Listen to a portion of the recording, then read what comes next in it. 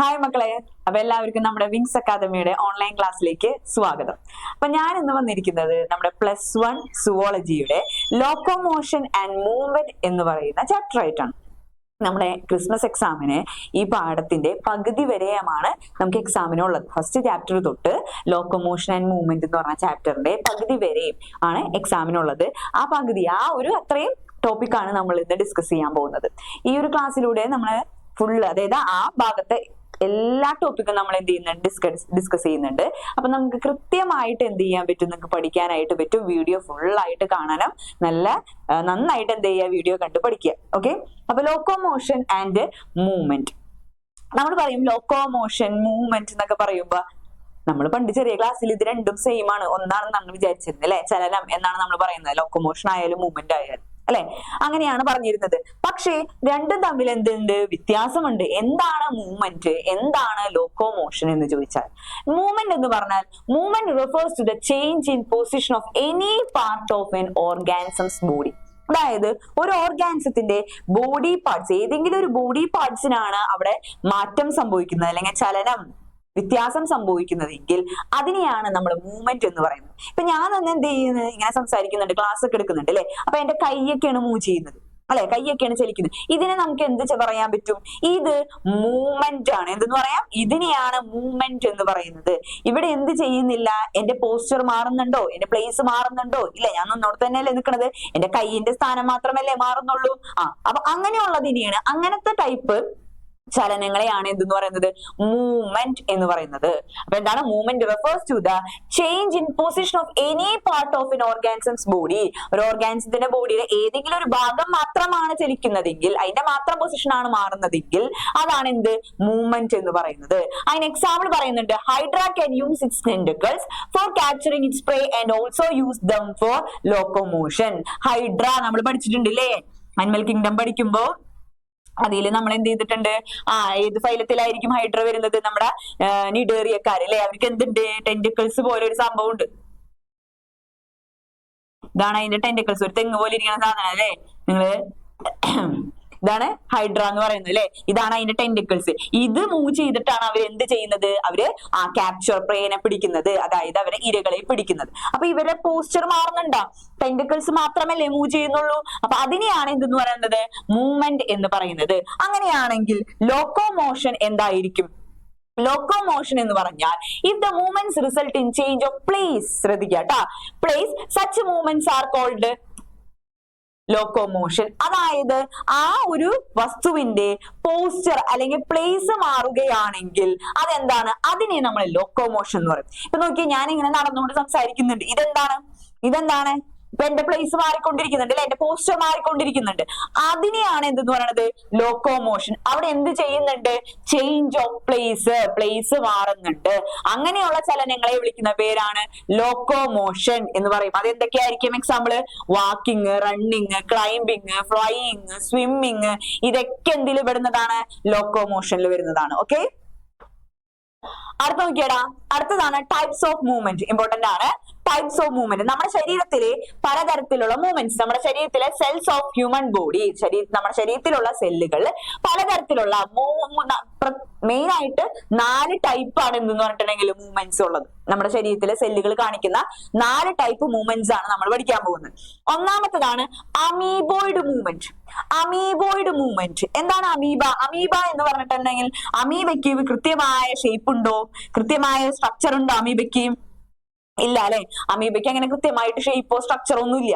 ഇവര് മൂവ് ചെയ്യുന്നുണ്ട് അല്ലെ. എങ്ങനെയാണ് ഇവര് മൂവ് ചെയ്യുന്നത്? ഇവരെ ഉള്ളിലെ പ്രോട്ടോപ്ലാസം സ്ക്യൂസ് ചെയ്തിട്ട് അല്ലെ, പ്രോട്ടോപ്ലാസം സ്ക്യൂസ് ചെയ്തിട്ട് ഈ പറയുന്ന ഒരു കൈകാലുകൾ ഉണ്ടോ, ഇല്ല, മൂവ് ചെയ്യാൻ സഹായിക്കുന്നതിനെ സ്യൂഡോപോഡിയ എന്ന് പറയും. സ്യൂഡോപോഡിയ ഫാൾസ് ലെഗ് ആണ്, അതായത് അവർക്ക് കയ്യോ കാലോ ഒന്നും ഇല്ല, പക്ഷെ നീങ്ങാൻ സഹായിക്കുന്ന എന്താണ്, ഈ പറഞ്ഞ മെംബ്രെയിൻ പ്രോട്ടോപ്ലാസം, ഇതിന്റെ ഉള്ളിലുള്ള പ്രോട്ടോപ്ലാസം സ്ക്യൂസ് ചെയ്തിട്ട് സ്ക്യൂസിംഗ് ആയിട്ടുള്ള മൂവ്മെന്റുകളാണ് നടത്തുന്നത്. സ്യൂഡോപോഡിയത്തിന്റെ സഹായത്തോടു കൂടി അവരെന്താ സ്ക്യൂസ് ചെയ്താണ് എന്ത് ചെയ്യണത്, മൂവ് ചെയ്യുന്നത്. അങ്ങനത്തെ തരത്തിലുള്ള മൂവ്മെന്റ് കാണിക്കുന്ന സെല്ലുകളുടെയാണ് എന്ന് പറയുന്നത് അമീബോയിഡ് മൂവ്മെന്റ്. അമീബര മൂവ്മെന്റ് പോലെയുള്ള മൂവ്മെന്റുകൾ, അമ്മാതിരി മൂവ്മെന്റുകളെയാണ് അമീബോയിഡ് മൂവ്മെന്റ് എന്ന് പറയുന്നത്. അതിന് എക്സാമ്പിൾ നോക്കിയേ, എങ്ങനെയാണ് എഫക്ട് ചെയ്യുന്നത് നോക്കിയേ. Effected by pseudopodia formed by the streaming of protoplasm. പ്രോട്ടോപ്ലാസത്തിന്റെ സ്ട്രീമിംഗോടുകൂടി സ്യൂഡോപോഡിയയുടെ സഹായത്തോടു കൂടി നീങ്ങുന്നതിനെയാണ് നമ്മൾ അമീബോയിഡ് മൂവ്മെന്റ് എന്ന് പറയുന്നത്. അപ്പോ അതിന് എക്സാമ്പിൾ ആണ് movement of leucocytes, macrophages, A type of white blood cells, നമ്മുടെ ശരീരത്തിലുള്ള വൈറ്റ് ബ്ലഡ് സെൽസുകൾ കേട്ടാ, മാക്രോഫേജസ് എന്നൊക്കെ പറഞ്ഞിട്ടുണ്ടെങ്കിൽ ഇവരൊക്കെ മൂവ്മെന്റ് ഏതിൽ വിടും? ഏതിലാണ്? ഈ പറഞ്ഞ അമീബോയിഡ് മൂവ്മെന്റ് ആണ് അവര് ടൈപ്പ്. അതേപോലെ cytoskeletal elements like microfilaments exhibit amoeboid movement. നമ്മുടെ സ്കെൽറ്റൽ എലമെന്റ്സ് ആയിട്ടുള്ള മൈക്രോഫിലമെന്റ്സും ഏത് തരത്തിലുള്ള മൂവ്മെന്റ് ആണ് കാണിക്കുന്നത്? അമീബോയിഡ് മൂവ്മെന്റ് തന്നെയാണ് കാണിക്കുന്നത്. അപ്പൊ ഒന്നാമത്തെ മൂവ്മെന്റ് പഠിച്ചല്ല, ഏത് ടൈപ്പ് മൂവ്മെന്റ് ആണ്? അമീബോയിഡ് മൂവ്മെന്റ് ആണ്. അമീബര മൂവ്മെന്റ് പോലെ ഉള്ളത് ആയതുകൊണ്ടാണ് അതിനെ എന്തെന്ന് വിളിക്കുന്നത്? അമീബോയിഡ് മൂവ്മെന്റ് എന്ന് വിളിക്കുന്നത്. ഓക്കെ, അതിന് എക്സാമ്പിൾസ് പഠിച്ചു വെക്കുക. ഇനി അടുത്ത് നോക്കിയാടാ, രണ്ടാമത്തതാണ് സീലിയറി മൂവ്മെന്റ്. സീലിയ എന്ന് നമ്മൾ കേട്ടിട്ടുണ്ട് അല്ലേ? സീലിയ സെൽസ് എവിടെയൊക്കെ ഉണ്ട്? നമ്മുടെ ട്രക്കിയയിലുണ്ട്, നമ്മുടെ റിപ്രൊഡക്റ്റീവ് ട്രാക്റ്റിലുണ്ട്. ഇവിടെയൊക്കെ എന്തുണ്ട്? സീലിയ സെൽസ് ഉണ്ട് അല്ലേ? ചെറിയ രോമങ്ങൾ പോലെയുള്ള അല്ലെ, ചെറിയ ചെറിയ രോമകോശങ്ങളാണ് ഈ സീലിയ സെൽസ് എന്ന് പറഞ്ഞിട്ടുണ്ടെങ്കിൽ. രോമകോശങ്ങളല്ല, സോറി, ഇങ്ങനെ സെൽസ്, സീലിയറി സെൽസ്, ഒരു രോമം പോലത്തെ ഉള്ള കോശങ്ങൾ ഇതിങ്ങനെ ആടിക്കളിച്ചുകൊണ്ടിരിക്കും. മ്യൂക്കസിനൊക്കെ എന്ത് ചെയ്യുന്നുണ്ട്? സെപ്പറേറ്റ് ചെയ്യാനൊക്കെ ആയിട്ട് നമ്മുടെ ട്രക്കിയയുടെ ഉള്ളിലൊക്കെ കാണപ്പെടുന്ന സെൽസ് ആണ് എന്ത്? സീലിയ സെൽസ് എന്ന് പറയുന്നത്. അപ്പൊ സീലിയറി മൂവ്മെന്റ് കാണിക്കുന്നത് എങ്ങനെയാണ്?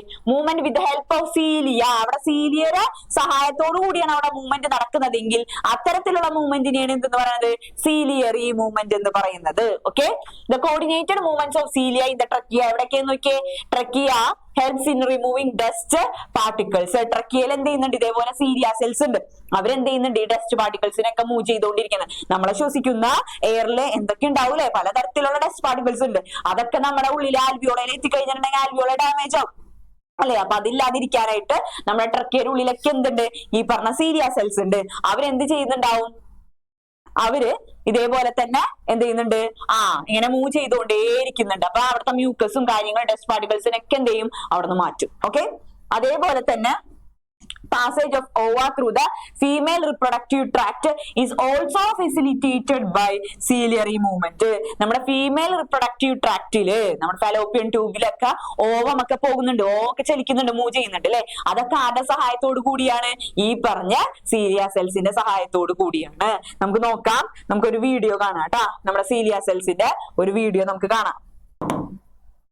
നോക്കിയേ, ഇതാണ് ആ സീലിയ സെൽസിന്റെ കണ്ടാ വീഡിയോ കണ്ടാ? നമ്മുടെ ഓമാണ് ട്രാൻസ്പോർട്ട് ചെയ്ത് പോയത് കണ്ടാ? ഇതാണ് സീലിയ സെൽസ്. നമ്മുടെ റിപ്രൊഡക്റ്റീവ് ട്രാക്റ്റില് ഇതേപോലെ കുറെ സെല്ലുകൾ ഉണ്ടാവും കണ്ടാ? മക്കളെ കണ്ടാ? ഓമാണ് പോണത് കേട്ടാ. കണ്ടാ? സീലിയ സെൽസ് എന്ത് ചെയ്ത് ഇതിനെ മൂവ് ചെയ്തുകൊണ്ടേയിരിക്കുന്നുണ്ട്. ഇങ്ങനെ ഒരുപാട് സീലിയ സെൽസ് ഉണ്ട്. ഇത് റിപ്രൊഡക്റ്റീവ് ട്രാക്റ്റിലാണ് കാണപ്പെടുന്നത്. ഇതേപോലെ തന്നെ നമ്മുടെ ട്രക്കിയയിലും എന്തുണ്ടാവും? ഇതേപോലെ സീലിയ സെൽസ് ഉണ്ടാവും. ഇതാണ് ആ സീലിയ സെൽസ് കണ്ടാ? കണ്ടാ? ഇതാണ് ആ സീലിയ സെൽസ് എന്ന് പറയുന്നത് കേട്ടാ. ഇതാണ് അപ്പൊ നമ്മുടെ റിപ്രൊഡക്റ്റീവ് ട്രാക്റ്റിലും നമ്മുടെ ട്രക്കിയയിലും ഒക്കെ എന്ത് ചെയ്യുന്നുണ്ട്? മൂവ്മെന്റിനെ സഹായിക്കുന്നത്. ഓക്കെ, മനസ്സിലായില്ലേ? ഇനി അടുത്ത നോക്കിയാടാ, അടുത്ത മൂവ്മെന്റ് ആണ് മസ്കുലാർ മൂവ്മെന്റ് എന്ന് പറയും. മസ്കുലാർ മൂവ്മെന്റ് എല്ലാവർക്കും അറിയാം എന്താണ്? Movement of our limbs. അതായത് നമ്മുടെ ലിംബുകളുടെ, കൈകാലുകളുടെ, ജോസ് നമ്മുടെ താടിയെല്ലിന്റെ, ടങ്ക് നാക്കിന്റെ, ഇത്തരത്തിലുള്ള എല്ലാ മൂവ്മെന്റിനെയും നമ്മൾ എന്തെന്നാ വിളിക്കുക? Muscular movement. മസിൽസിന്റെ സഹായത്തോട് കൂടിയുള്ള ചലനത്തിനെയാണ് എന്തെന്ന് പറയുന്നത്? മസ്കുലാർ മൂവ്മെന്റ് എന്ന് പറയുന്നത്. എന്താണ്? മസ്കുലാർ മൂവ്മെന്റ് എന്ന് പറയും. Locomotion requires A perfect coordinated activity of muscular, skeletal and neural systems. ഇവിടുത്തെ ലോക്കോമോഷൻ, ഇവിടുത്തെ ചലനത്തിന് വെറുതെ മസിൽ മാത്രം ചലിച്ചാൽ പോരാ അല്ലെ? എന്തൊക്കെ വേണം?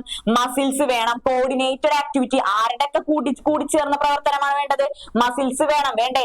മസ്കുലാർ വേണം. പിന്നെ മസിൽ അറ്റാച്ച് ചെയ്തിരിക്കുന്ന എവിടേക്കാണ്? നമ്മുടെ കയ്യിലത്തൊക്കെ ആണെന്നുണ്ടെങ്കിൽ മസിൽസ്, കൈയുടെ മൂവ്മെന്റ് വെറും മസിൽ മാത്രം ചലിച്ചാൽ മതിയാ? കൈ ചലിക്കണമെന്നുണ്ടെങ്കിൽ ഇല്ല, നമ്മുടെ എന്തുണ്ട്? അസ്ഥി വേണം അല്ലെ? സ്കെൽറ്റൽ സിസ്റ്റം വേണം. അപ്പോ സ്കെൽറ്റൽ വേണം അല്ലെ? അസ്ഥി വേണം. പിന്നെന്താണ്?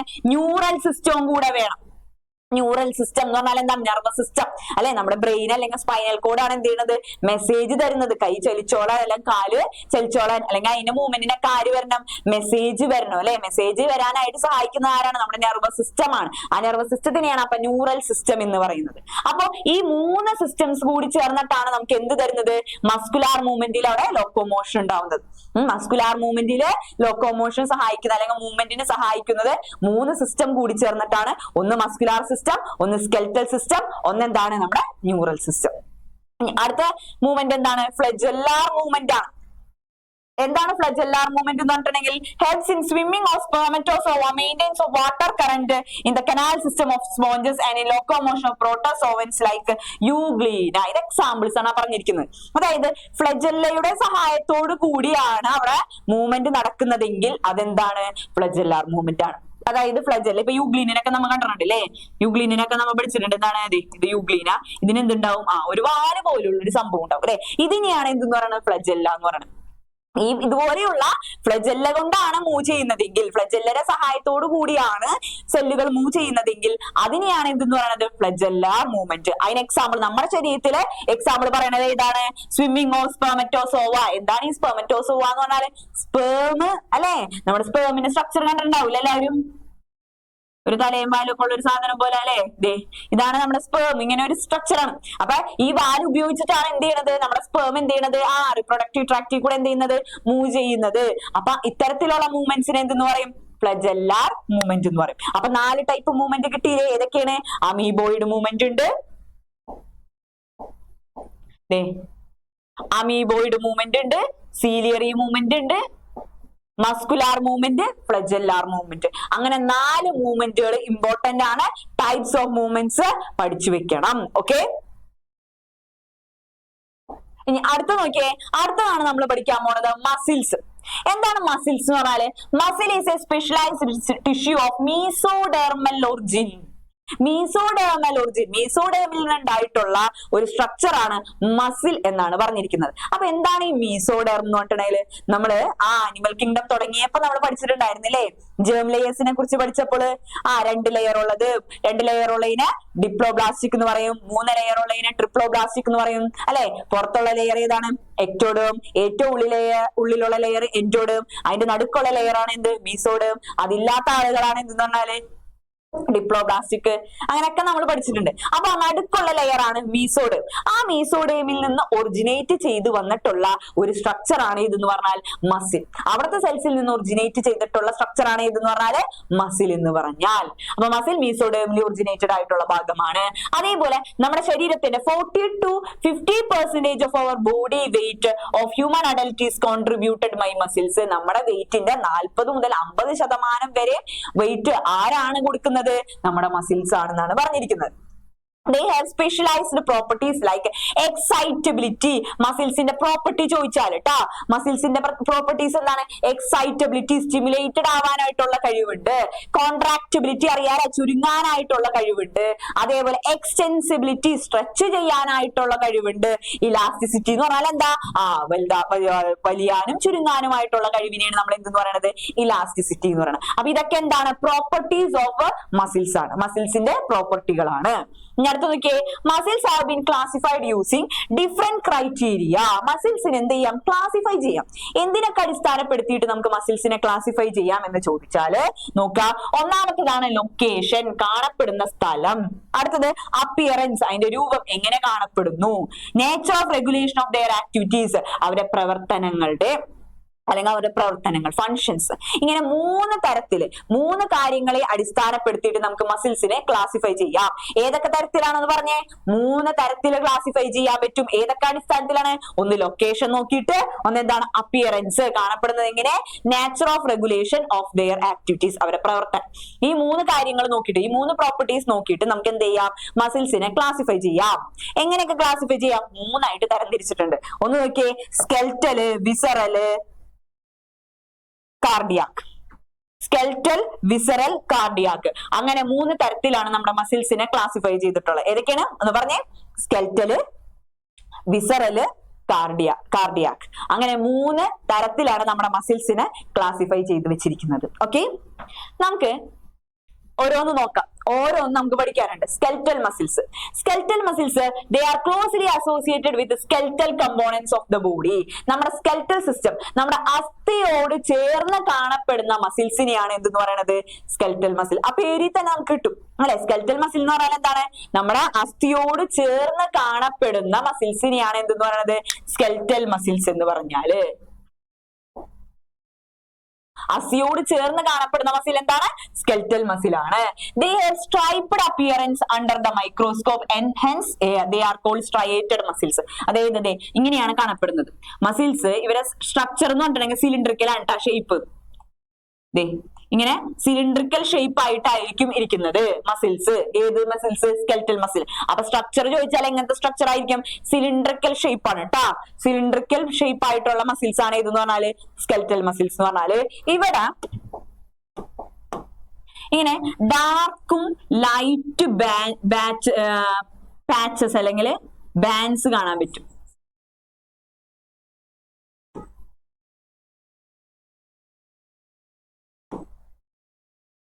ഇങ്ങനെ ലൈറ്റും ഡാർക്കും ആയിട്ടുള്ള കുറെ പാച്ചസ്, കുറെ ഇങ്ങനെ വര ഷെയ്ഡഡ് ഇങ്ങനെ കാണാൻ പറ്റും. ഭയങ്കര ഡാർക്ക് ആയിട്ടും കുറച്ച് ലൈറ്റ് ആയിട്ടുള്ള കുറെ ഷെയ്ഡുകൾ കാണാൻ പറ്റും. ആ മൈക്രോസ്കോപ്പിന്റെ ഉള്ളിൽ കൂടെ നോക്കുമ്പോൾ കുറെ സ്ട്രയേഷൻസ്, ഇങ്ങനെ കുറെ വരകൾ പോലെ നമുക്ക് കാണാൻ പറ്റും ഈ മസിൽസിൽ. അതുകൊണ്ട് തന്നെ അതിനെ വിളിക്കുന്ന പേരാണ് സ്ട്രയേറ്റഡ് മസിൽസ് എന്ന് പറയും. അതായത് നമ്മുടെ സ്കെൽറ്റൽ മസിൽസിനെ സ്ട്രയേഷൻസ് മൈക്രോസ്കോപ്പിൽ കൂടെ നോക്കുമ്പോൾ സ്ട്രയേഷൻസ് കുറെ ഇങ്ങനെ വരകൾ, ഡാർക്ക് ലൈറ്റ് ബാൻഡുകളും കാണാൻ പറ്റും. അതുകൊണ്ടാണ് അതിനെ എന്തെന്ന് വിളിക്കുന്നത്? സ്ട്രയേറ്റഡ് മസിൽസ് എന്ന് വിളിക്കുന്നത്. അതുകൂടാതെ ഇതെന്താണ്? മൾട്ടി ന്യൂക്ലിയേറ്റഡ് ആണ്. അതായത് ഒരു സെല്ലിൽ ഒന്നിൽ കൂടുതൽ ന്യൂക്ലിയസ് ഉണ്ടെങ്കിൽ അതിനെ നമുക്ക് എന്തെന്ന് വിളിക്കാം? മൾട്ടി ന്യൂക്ലിയേറ്റഡ് ആണ്. അപ്പൊ സ്കെൽറ്റൽ മസിൽസ് എങ്ങനത്തെ എന്ന് ചോദിച്ചാൽ എന്ത് പറയണം? They are multi nucleated. കാരണം there are more than one nucleus in a cell. ഒരു സെല്ലില് ഒന്നിൽ കൂടുതൽ സെല്ലുകൾ ഉണ്ടെങ്കിൽ അതെന്താണ്? മൾട്ടി ന്യൂക്ലിയേറ്റഡ് എന്ന് പറയും. അടുത്ത് നോക്കിയേ, their activities are under voluntary control of the nervous system and they are known as voluntary muscles. അതായത് ഇവർ എന്ത് മസിൽസ് ആണ്? വോളണ്ടറി മസിൽസ് ആണ്. നമ്മുടെ കൈയിന്റെയും കാലിന്റെ ഒക്കെ മൂവ്മെന്റിന് സഹായിക്കുന്നതാണ് അല്ലെ. അപ്പൊ അതുകൊണ്ട് തന്നെ നമുക്ക് എന്ത് ചെയ്യാം? നമ്മൾ അറിയുന്ന മൂവ്മെന്റ് ആണ്, കൺട്രോൾ ചെയ്യാൻ പറ്റുന്ന മൂവ്മെന്റ് ആണ്. അത്തരത്തിലുള്ള മൂവ്മെന്റിനെ എന്തെന്ന് പറയുന്നത്? വോളണ്ടറി മൂവ്മെന്റ്സ് എന്ന് പറയാം. അപ്പൊ ഇവരെന്ത് ടൈപ്പാണ്? വോളണ്ടറി മസിൽസ് ആണ്. അവര് എന്ത് മസിൽസ് ആണ്? വോളണ്ടറി മസിൽസ് ആണ്. അവരെന്തിനൊക്കെ സഹായിക്കുന്നത്? ലോക്കോമോട്ടറി ആക്ഷൻസ് അല്ലെ. അതേപോലെ നമ്മുടെ ബോഡി പോസ്റ്റേഴ്സ് ഒക്കെ ചേഞ്ച് ചെയ്യാനായിട്ട് സഹായിക്കുന്ന ഏതാണ്? ഈ പറഞ്ഞ സ്കെൽറ്റൽ മസിൽസ് ആണ്. ഓക്കെ, സ്കെൽറ്റൽ മസിൽസ് കിട്ടുമല്ലോ. അടുത്തത് നോക്കിയാടാ, അടുത്തതാണ് വിസറൽ മസിൽസ് എന്ന് പറയും. അപ്പൊ ഒന്നാമത്തെ നമ്മൾ പഠിച്ചു സ്കെൽറ്റൽ മസിൽസ് ആണ് അല്ലെ. സ്കെൽറ്റൽ മസിൽസിന്റെ ഷേപ്പ് എന്താണ്? ഷേപ്പ് സിലിണ്ടറിക്കൽ ആണ്, മൾട്ടി ന്യൂക്ലിയേറ്റഡ് ആണ്. പിന്നെ എന്താണ്? കുറെ സ്ട്രയേഷൻസ് ഉണ്ടാവും അല്ലെ, പാട് പോലെ ഉണ്ടാവും, വരകൾ ഉണ്ടാവും. അതുകൊണ്ട് അതിനെ സ്ട്രയേറ്റഡ് മസിൽസ് എന്ന് പറയും. എവിടെ കാണപ്പെടുന്നു എന്ന് പറഞ്ഞേ? നമ്മുടെ സ്കെൽറ്റൽ സിസ്റ്റം, നമ്മുടെ അസ്ഥിയോട് കൂടി ചേർന്ന് കാണപ്പെടുന്നതാണ് എന്തെന്ന് പറഞ്ഞാല് സ്കെൽറ്റൽ മസിൽസ് എന്ന് പറഞ്ഞിട്ടുണ്ടെങ്കിൽ. പിന്നെ അവരുടെ വോളണ്ടറി മസിൽസ് ആണെന്ന് പറഞ്ഞു അല്ലെ. അതായത് വോളണ്ടറി ആക്ഷൻസ് ആണ്, കൺട്രോൾ ചെയ്യാൻ പറ്റുന്ന അല്ലെങ്കിൽ നമുക്ക് അറിയാൻ പറ്റുന്ന തരത്തിലുള്ള മൂവ്മെന്റ്സ് ആണ് അവർ ചെയ്യുന്നത്.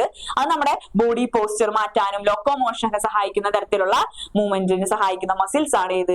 സ്കെൽറ്റൽ മസിൽസ് എന്ന് പറയുന്നത്. ഇനി അടുത്ത രണ്ടാമത്തെ മസിൽ ആണ് ഏത്? വിസറൽ മസിൽസ് എന്ന് പറയും. എന്തെന്ന് പറയും? Visceral muscles. ഏതാന്ന് നോക്കാം. Visceral muscles are located in inner walls of hollow visceral organs of the body like alimentary canal, reproductive tract. നമ്മുടെ അലിമെന്ററി കനാലും റിപ്രൊഡക്റ്റീവ് ട്രാക്ട് പോലെ ഹോളോ ആയിട്ടുള്ള പല അവയവങ്ങളിലും കാണപ്പെടുന്ന മസിൽസിനെയാണ് എന്തെന്ന് പറയണത്? വിസറൽ മസിൽസ് എന്ന് പറഞ്ഞിട്ട്.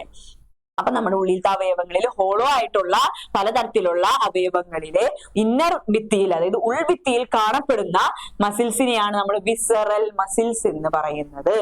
ഇനി they do not exhibit any striations and are smooth in appearance. അവർക്ക് എന്തില്ല? അവർക്ക് സ്ട്രയേഷൻസ് ഇല്ല. നമ്മുടെ സ്കെൽറ്റൽ മസിൽ പോലെ ഡാർക്ക് ആൻഡ് ലൈറ്റ് ബാൻഡസ്, സ്ട്രയേഷൻസ് ഇല്ല. അവരുടെ ഷേപ്പ് എന്ന് പറഞ്ഞിട്ടുണ്ടെങ്കിൽ ഇത് ഫ്യൂസിഫോം ഷേപ്ഡ് ആയിരിക്കും. ഫ്യൂസിഫോം ഷേപ്ഡ് എന്ന് പറഞ്ഞിട്ടുണ്ടെങ്കിൽ നമ്മളെ രണ്ടറ്റവും കൂർത്തത് ഇങ്ങനെ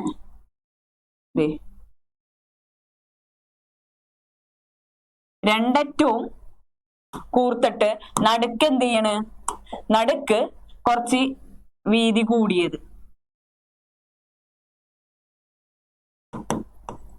ഇങ്ങനത്തെ ടൈപ്പാണ്. ഇതാണ് ഫ്യൂസിഫോം എന്ന് പറഞ്ഞിട്ടുണ്ടെങ്കിൽ. അതായത് രണ്ടറ്റവും വീതി കുറഞ്ഞത്, നടുക്ക് കുറച്ച് വീതി കൂടിയ ടൈപ്പുള്ള മസിൽസ് ആണ് ഏതെന്ന് പറഞ്ഞിട്ടുണ്ടെങ്കിൽ നമ്മുടെ വിസറൽ മസിൽസ്. ഫ്യൂസിഫോം ആണ്. ഇവരുടെ ഷേപ്പ് ചോദിച്ചാൽ എന്ത് പറയണം? ഫ്യൂസിഫോം അല്ലെങ്കിൽ സ്പിൻഡിൽ ഷേപ്ഡ് എന്നൊക്കെ പറയാം. മറ്റേത് സിലിണ്ടറിക്കൽ ഷേപ്പ് ആയിരുന്നു, ഇതെന്താണ്? ഫ്യൂസിഫോം ഷേപ്ഡ് ആയിട്ടുള്ളതാണ്. അതേപോലെ ഇവിടെ എന്തില്ല? സ്ട്രയേഷൻസ് ഒന്നുമില്ല. നേരത്തെ നമ്മൾ ഡാർക്ക് ആൻഡ് ലൈറ്റ് സ്ട്രയേഷൻസ് വരച്ചതുകൊണ്ട് സ്ട്രയേറ്റഡ് മസിൽ എന്ന് പറഞ്ഞില്ലേ.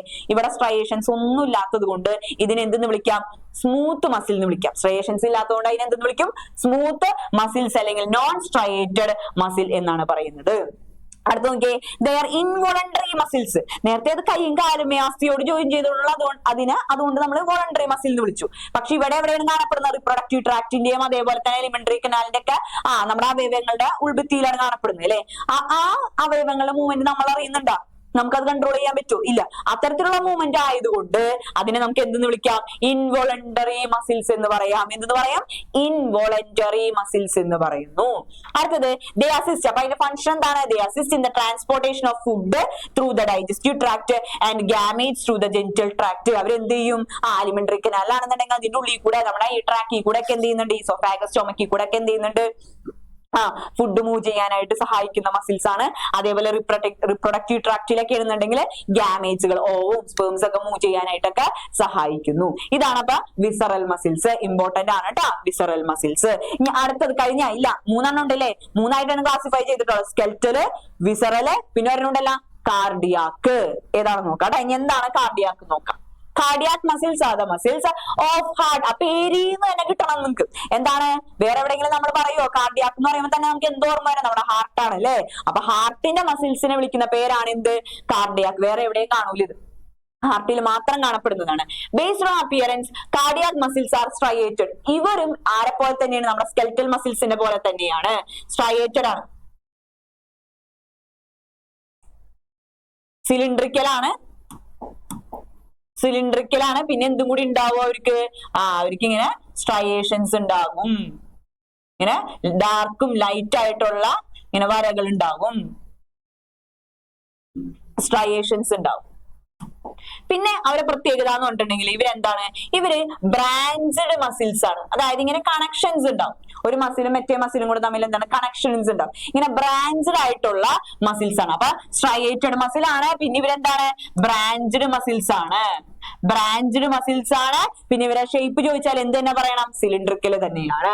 ഇവര് എന്ത് ആക്ഷൻ ആണ് കാണിക്കുന്നത്? ഇൻവോളണ്ടറി ഇൻ നാച്ചർ ആണ്. ഇവരെ മൂവ്മെന്റും നമുക്ക് കൺട്രോൾ ചെയ്യാൻ പറ്റുമോ? നമുക്ക് അറിയാൻ പറ്റുമോ? ഇല്ല. അപ്പൊ ഇൻവോളണ്ടറി ഇൻ നാച്ചർ ആണ്. പിന്നെ the junction between 2 cardiac muscle fibre is called intercalated disc. അതായത് 2 കാർഡിയാക് മസിൽസ് തമ്മിലുള്ള ജംഗ്ഷന്റെ ഇടയില് ഒരു ഭാഗമുണ്ട്, അതിനെയാണ് ഇന്റർകലേറ്റഡ് ഡിസ്ക് എന്ന് പറഞ്ഞിട്ടുണ്ടെങ്കിൽ. അതായത് 2 മസിൽസ് തമ്മിലുള്ള അതിന്റെ ജംഗ്ഷന്റെ അവിടെ ഉള്ള ഒരു സ്ട്രക്ചറിന്റെ പേരാണ് ഇന്റർകലേറ്റഡ് ഡിസ്ക് എന്ന് പറഞ്ഞാൽ. അതിന്റെ ഫംഗ്ഷൻ എന്താണെന്ന് വെച്ചാൽ allows rapid spreads of impulse from fibre to next throughout heart. നമ്മള് ഹാർട്ടിന്റെ മറ്റേ ബോഡി ഫ്ലൂയിഡ്സിന്റെ ഭാഗം പഠിച്ചപ്പോൾ സർക്കുലേഷൻ പഠിച്ചില്ലേ? സർക്കുലേഷൻ പഠിച്ചപ്പോൾ ആരാണ് അവിടെ എന്ത് തുടങ്ങുന്നത്? സർക്കുലേഷൻ അല്ലെങ്കിൽ ആക്ഷൻ പൊട്ടൻഷ്യൽ, ഒരു ഇമ്പൾസ് സ്റ്റാർട്ട് ചെയ്യണ ആരാണെന്ന് പറഞ്ഞിട്ടുണ്ട്? നമ്മുടെ എസ് എ നോഡ് ആണ് അല്ലെ. എസ് എ നോഡ് പിന്നെ എ വി നോഡിലേക്ക് കൊടുക്കും, പിന്നെ എ വി ബണ്ടില്, പിന്നെ ബണ്ടിൽ ഓഫ് ഹിസ് അല്ലെ, അങ്ങനെ പിന്നെ പർക്കിൻജെ ഫൈബേഴ്സ്, അങ്ങനെ പോകുന്നു അല്ലെ. എന്ത് ഇമ്പൾസസ് പോകും. അങ്ങനെ ഇമ്പൾസ് പോകുന്നതിനനുസരിച്ചാണ് എന്ത് ചെയ്യണത്? നമ്മുടെ ഓരോ ചേമ്പേഴ്സും, അതായത് ഓരോ അറകളും എന്ത് ചെയ്യണത്? കോൺട്രാക്ട് ചെയ്യുന്നത്.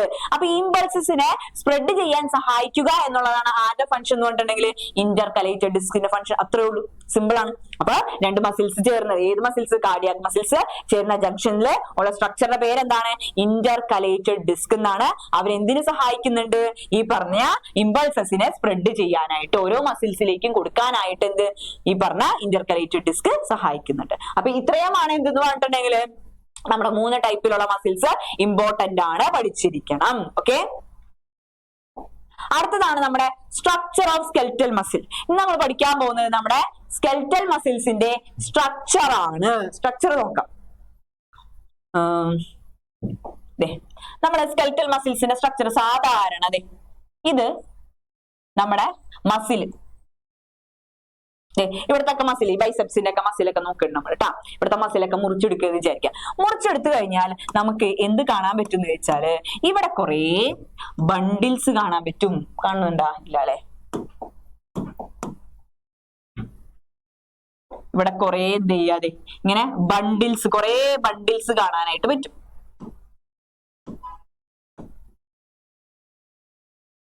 ഇങ്ങനെ കുറെ ബണ്ടിൽസ് കാണാൻ പറ്റും. ഈ ബണ്ടിൽസിനെ വിളിക്കുന്ന പേരാണ് മസിൽ ബണ്ടിൽ അല്ലെങ്കിൽ ഫാസിക്കിൾസ് എന്ന് പറയും. മസിൽ ബണ്ടിൽ അല്ലെങ്കിൽ ഫാസിക്കിൾസ്. അപ്പൊ നമ്മുടെ ഒരു ബൈസെപ്സിന്റെ ഒക്കെ ഒരു മസിൽ മുറിച്ചെടുത്ത് കഴിഞ്ഞിട്ടുണ്ടെങ്കിൽ അതിന്റെ ഉള്ളിൽ എന്താണ് കുറെ ഇങ്ങനെ കെട്ട് പോലെയുള്ള ബണ്ടിലുകൾ കാണാൻ പറ്റും. ആ ബണ്ടിലിനെ വിളിക്കുന്ന പേരാണ് മസിൽ ബണ്ടിൽ അല്ലെങ്കിൽ ഫാസിക്കിൾസ് എന്ന് പറയുന്നത്. ഈ ഫാസിക്കിൾസ് എടുത്ത് നോക്കണം നിങ്ങൾ. അതായത് ഒരു മസിൽ ബണ്ടിൽ എടുത്ത് നോക്കിയാല് അവിടെ എന്ത് കാണാൻ പറ്റും? ഒരു മസിൽ ബണ്ടിൽ എടുത്ത് നോക്കിട്ടാ ആ ഒരു മസിൽ ബണ്ടില് വേറൊരു ഭാഗം കാണാനായിട്ട് അതിന്റെ ഉള്ളിൽ വേറെ കുറെ സ്ട്രക്ചേഴ്സ് കാണാൻ പറ്റും. അതിനെ വിളിക്കുന്ന പേരാണ് മസിൽ ഫൈബർ. മസിൽ ഫൈബർ അല്ലെങ്കിൽ മസിൽ സെൽ എന്ന് പറയും നമ്മൾ. Muscle cell. അപ്പൊ എന്താണ് ഒരു മസിലിന്റെ ഉള്ളില് എന്തുണ്ടാവും? കുറെ കെട്ട് സാധനങ്ങൾ ഉണ്ടാവും അല്ലെ? അതിനെന്തെന്ന് പറയും? മസിൽ ബണ്ടിൽ അല്ലെങ്കിൽ ഫാസിക്കിൾസ്. അതിന്റെ ഉള്ളിൽ നോക്കിയാൽ ആരെ കാണാൻ പറ്റും? മസിൽ ഫൈബർ അല്ലെങ്കിൽ മസിൽ സെല്ലിനെ കാണാൻ പറ്റും. ഇനി ഇതിന്റെ ഉള്ളിൽ നോക്കുകയാണെന്നുണ്ടെങ്കിൽ ഈ മസിൽ ഫൈബറിന്റെ ഉള്ളിലേക്ക് നോക്കിക്കഴിഞ്ഞാൽ നമുക്ക് എന്ത് കാണാൻ പറ്റും? ആ മയോഫിലമെന്റുകളെ കാണാൻ പറ്റും. മയോഫിലമെന്റ്സിനെ അല്ലെങ്കിൽ മൈക്രോ ഫൈബ്രിൽസിനെ കാണാനായിട്ട് സാധിക്കും. അപ്പൊ ഏതാണ് മസിലിന്റെ ഉള്ളിൽ കുറെ ബണ്ടിൽ പോലെ കിടക്കുന്നതിന് എന്തെന്ന് പറയും? മസിൽ ബണ്ടിൽ അല്ലെങ്കിൽ ഫാസിക്കിൾസ്. അതിന്റെ ഉള്ളിൽ ഏതാന്ന് ചോദിച്ചാൽ ഏത് പറയണം? മസിൽ ഫൈബർ അല്ലെങ്കിൽ മസിൽ സെൽ. അതിന്റെ ഉള്ളിൽ എന്തുണ്ടാവും? മയോഫിലമെന്റ്സ് അല്ലെങ്കിൽ മൈക്രോ ഫൈബ്രിൽസ് ഉണ്ടാവും. ഓക്കെ, ഇനി നമുക്ക് എന്ത് ചെയ്യണം? സ്ട്രക്ചർ ഓഫ് സ്കെൽറ്റൽ മസിൽസ് നോക്കിയോട്ടാ. നേരത്തെ പറഞ്ഞാണ് fascicles and fascia. Each skeletal muscles in our body is made up of number of muscle bundle. കണ്ടില്ലേ കുറെ കെട്ടുകൾ കണ്ടില്ലേ? അതിനെയാണ് നമ്മള് മസിൽ ബണ്ടിൽ അല്ലെങ്കിൽ ഫാസിക്കിൾസ് എന്ന് പറയുന്നത്. മസിലിന്റെ ഉള്ളിൽ കുറെ കൂട്ടങ്ങൾ കാണാൻ പറ്റും. ആ കൂട്ടങ്ങളെയാണ് മസിൽ ബണ്ടിൽസിനെയാണ് ഫാസിക്കിൾസ് എന്ന് പറയുന്നത്. ഇനി fascicles are held together by connective tissue called layer fascia. അതായത് ഈ മസിൽ ബണ്ടിലുകളെ ഒന്നിച്ച് കണക്ട് ചെയ്ത് നിർത്തുന്ന ഒരു ലെയർ ഉണ്ട്. മസിൽ ബണ്ടിൽസിനൊക്കെ ഒന്നിച്ച് കണക്ട് ചെയ്ത് നിർത്തുന്ന ഒരു ലെയറിന്റെ, ഒരു കണക്റ്റീവ് ടിഷ്യൂന്റെ ലെയറിന്റെ പേരാണ് ഫാസിയ. അപ്പൊ ഫാസിക്കിൾസ് എന്ന് പറഞ്ഞാൽ എന്താണ്? ബണ്ടിലുകൾ, കുറെ കൂട്ടങ്ങളാണ്. അതിനെ കണക്ട് ചെയ്ത് നിർത്തുന്ന കണക്റ്റീവ് ലെയറിന്റെ പേരാണ് എന്ത്? ഫാസിയ എന്ന് പറഞ്ഞാൽ. Each muscle bundle contains A number of muscle fibres. ഓരോ മസിൽ ബണ്ടിലും എന്തുണ്ട്? ഒരുപാട് മസിൽ ഫൈബേഴ്സ് ഉണ്ട്, അതായത് മസിൽ സെൽസ് ഉണ്ട് എന്നാണ് പറഞ്ഞിരിക്കുന്നത്. അടുത്ത നോക്കിയടാ. അടുത്തത് sarcolemma and sarcoplasm. Each muscle fibre. അതായത് നമ്മൾ എന്തെടുക്കണേ? ഇനി നമ്മൾ അടുത്ത പറയാൻ പോണത് നമ്മുടെ മസിൽ ഫൈബറിനെ കുറിച്ച്, മസിൽ സെല്ലാണ് പഠിക്കാൻ പോണത് കേട്ടോ. ഇപ്പൊ നോക്കിയേ, മസിൽ സെല്ല് ഇത് നമ്മുടെ മസിലിന്റെ സെല്ലാണെന്ന് വിചാരിക്കാം. ഇത് മസിൽ സെല്ല്. ഈ മസിൽ സെല്ല് സാധാരണ സെല്ലിന്റെ ഏറ്റവും പുറമേ ഉള്ള ലെയറിനെ നമ്മൾ എന്തെന്ന് പറയും? ഇവിടെ ഞാൻ സാധാ ഒരു സെല്ല് വരയ്ക്കാട്ടാ. ഇത് നമ്മുടെ സാധാ ഒരു സെല്ലാന്ന് വിചാരിക്കാം. സാധാ ഒരു സെല്ല്, നടുക്ക് എന്തുണ്ടാവും? ന്യൂക്ലിയസ് ഒക്കെ ഉണ്ടാവും അല്ലെ? ന്യൂക്ലിയസ് ഒക്കെ ഉണ്ടാവും, ഒരു സാധാ സെല്ല്. ഈ സെല്ലിന്റെ പുറമേ ഉള്ള ലെയറിനെ നമ്മൾ എന്തെന്നാ പറയാ? സെൽ മെംബ്രെയിൻ എന്നല്ലേ പറയുന്നത്? എന്തെന്ന് പറയും? സെൽ മെംബ്രെയിൻ എന്നാണ് പറയുന്നത്. സെൽ മെംബ്രെയിൻ എന്ന് പറയും. പക്ഷേ മസിൽ സെല്ലിന്റെ മെംബ്രെയിനെ വിളിക്കുന്ന പേരാണ് സാർക്കോലിമ എന്നാ പറയാ. എന്തെന്ന് പറയും? ഇതിനെന്താ പറയാ?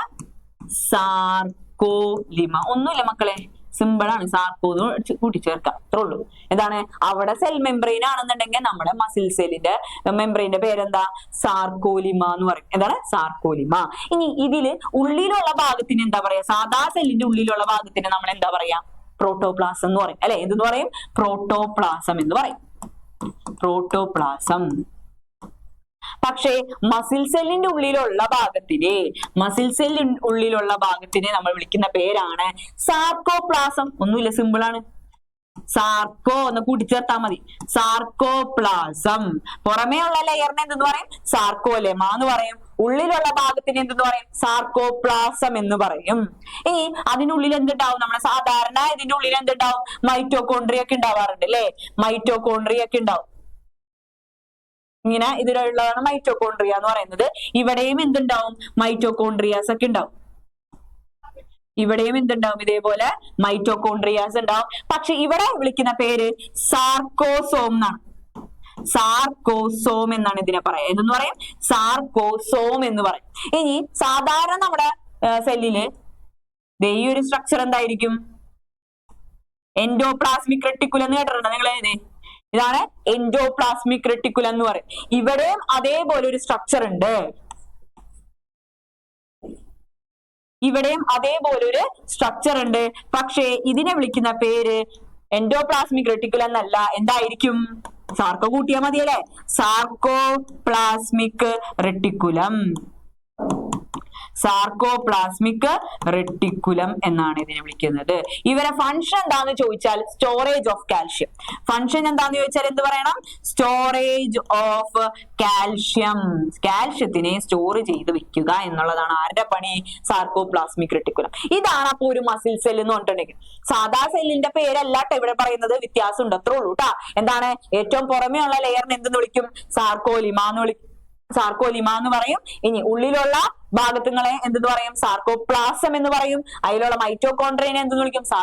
സാർക്കോസോം എന്ന് വിളിക്കും. അവിടെയുള്ള എൻഡോപ്ലാസ്മിക് റെട്ടിക്കുലത്തിനെ എന്തെന്ന് പേരിട്ട് വിളിക്കും? Sarcoplasmic reticulum. സാർക്കോ അങ്ങോട്ട് കൂട്ടിച്ചേർത്താൽ മതി. Sarcoplasmic reticulum. അവരുടെ ഫംഗ്ഷൻ ചോദിച്ചാൽ എന്ത് പറയണം? Storage of calcium. അത് തന്നെയാണ് നമ്മളിവിടെ പാർട്ട് പറഞ്ഞിരിക്കുന്നത് കേട്ടോ. Each muscle fibre is lined by a plasma membrane called. അവിടുത്തെ പ്ലാസ്മ മെംബ്രെയിന്റെ പേരെന്താണ്? സാർക്കോലിമ എന്നാണ്. Enclosing the sarcoplasm. ഉള്ളിലുള്ള സ്ട്രക്ചറിന് എന്തെന്ന് പറയും? സാർക്കോപ്ലാസം. ഈ സ്ട്രക്ചർ ഇമ്പോർട്ടന്റ് ആയിട്ട് പഠിച്ചു വെക്കുക. പേരുകൾ പഠിച്ചു വെക്കുക. ഇനി അടുത്ത നോക്കിയേ. അടുത്താണ് സിൻസീഷ്യം സാർക്കോപ്ലാസ്മിക് റെട്ടിക്കുലം. നേരത്തെ പറഞ്ഞത് തന്നെയാണ്. Sarcoplasm of muscle fibre contain many nucleus. നമ്മൾ പറഞ്ഞു, സ്കെൽറ്റൽ മസിൽ പഠിച്ചപ്പോ പറഞ്ഞു അല്ലെ, എന്താണ്? അവിടെ എന്തുണ്ട്? മസിൽസിന് ഒരുപാട് ന്യൂക്ലിയസ് ഉള്ളത് അല്ലെ, മൾട്ടി ന്യൂക്ലിയേറ്റഡ് ആണെന്ന് പറഞ്ഞു നമ്മള്. അതുകൊണ്ട് തന്നെ ആ മസിൽ ഫൈബറിനെ വിളിക്കുന്ന പേരാണ് സിൻസീഷ്യം എന്ന് പറയും. മൾട്ടി ന്യൂക്ലിയേറ്റഡ് ആയതുകൊണ്ട് അതിന് എന്തെന്ന് പറയും? സിൻസീഷ്യം. മസിൽ ഫൈബർ എന്താണ്? സിൻസീഷ്യം ആണെന്ന് പറയും. അതേപോലെ എൻഡോപ്ലാസ്മിക് റെട്ടിക്കുലം, അവിടെ എന്താണ് പേര്? This is known as sarcoplasmic reticulum എന്നാണ്. അതിന്റെ ഫംഗ്ഷൻ ചോദിച്ചാൽ എന്ത് പറയണം? Store house of calcium ions. Calcium അയോൺസിനെ സ്റ്റോർ ചെയ്ത് വെക്കുക എന്നുള്ളതാണ് ആരുടെ പണി? നമ്മുടെ സാർക്കോപ്ലാസ്മിക് റെട്ടിക്കുലത്തിന്റെ ഫംഗ്ഷൻ മസിൽ സെല്ലിലുള്ളത് കേട്ടോ. അടുത്തത് മയോഫിലമെന്റ്സ് ഓഫ് മയോഫൈബ്രിൽസ്. അതായത് ലാർജ് നമ്പർ നമ്മൾ പറഞ്ഞു മസിൽസ് ഉണ്ട് അല്ലെ. മസിൽസിന്റെ ഉള്ളിലാണ് എന്തുള്ളത്? മസിൽ ബണ്ടിൽ, കുറെ കൂട്ടങ്ങൾ, ഫാസിക്കിൾസ് എന്ന് പറയും. ആ ഫാസിക്കിൾസിന്റെ ഉള്ളിൽ നോക്കിയാൽ എന്ത് കാണാൻ പറ്റും? Muscle fibre, muscle cell. അതിന്റെ പാഠമാണ് നമ്മളിപ്പോ പഠിച്ചത്. ഇനി മസിൽ ഫൈബറിന്റെ ഉള്ളിൽ എന്തുണ്ട്? മസിൽ ഫൈബറിന്റെ ഉള്ളിലുള്ളതാണ് മയോഫിലമെന്റ്സ് എന്ന് പറയും. എന്തെന്ന് പറയും? മയോഫിലമെന്റ്സ്. മയോഫിലമെന്റ്സ് അല്ലെങ്കിൽ മയോഫൈബ്രിൽസ് എന്നൊക്കെ പറയാം. എന്താണ്? A large number of parallelly arranged filaments in the sarcoplasm of muscle fibre are called myofilaments അല്ലെങ്കിൽ മയോഫൈബ്രിൽസ്. അതായത് ഈ പറഞ്ഞ നമ്മുടെ സാർക്കോപ്ലാസം, അതായത് മസിൽ സെൽസിന്റെ ഉള്ളിലുള്ള പ്രോട്ടോപ്ലാസ്റ്റിനാണ് എന്താണ്? സാർക്കോപ്ലാസം എന്ന് പറയുന്നത്. ഈ സാർക്കോപ്ലാസത്തില് പാരലലി അറേഞ്ച് ആയിട്ടുള്ള കുറെ സ്ട്രക്ചേഴ്സിനെ കാണാനായിട്ട് പറ്റും. ആ സ്ട്രക്ചേഴ്സിന്റെ പേരാണ് എന്ത്? നമ്മുടെ മയോഫിലമെന്റ്സ് അല്ലെങ്കിൽ മയോഫൈബ്രിൽസ് എന്ന് പറയും. ഇതെങ്ങനെയാണ് കാണപ്പെടുന്നത്? Alternate dark and light bands. ഒന്ന് ഡാർക്ക്, ഒന്ന് ലൈറ്റ്, ഒന്ന് ഡാർക്ക്, ഒന്ന് ലൈറ്റ്, അങ്ങനെയാണ് കാണാൻ പറ്റുന്നത്.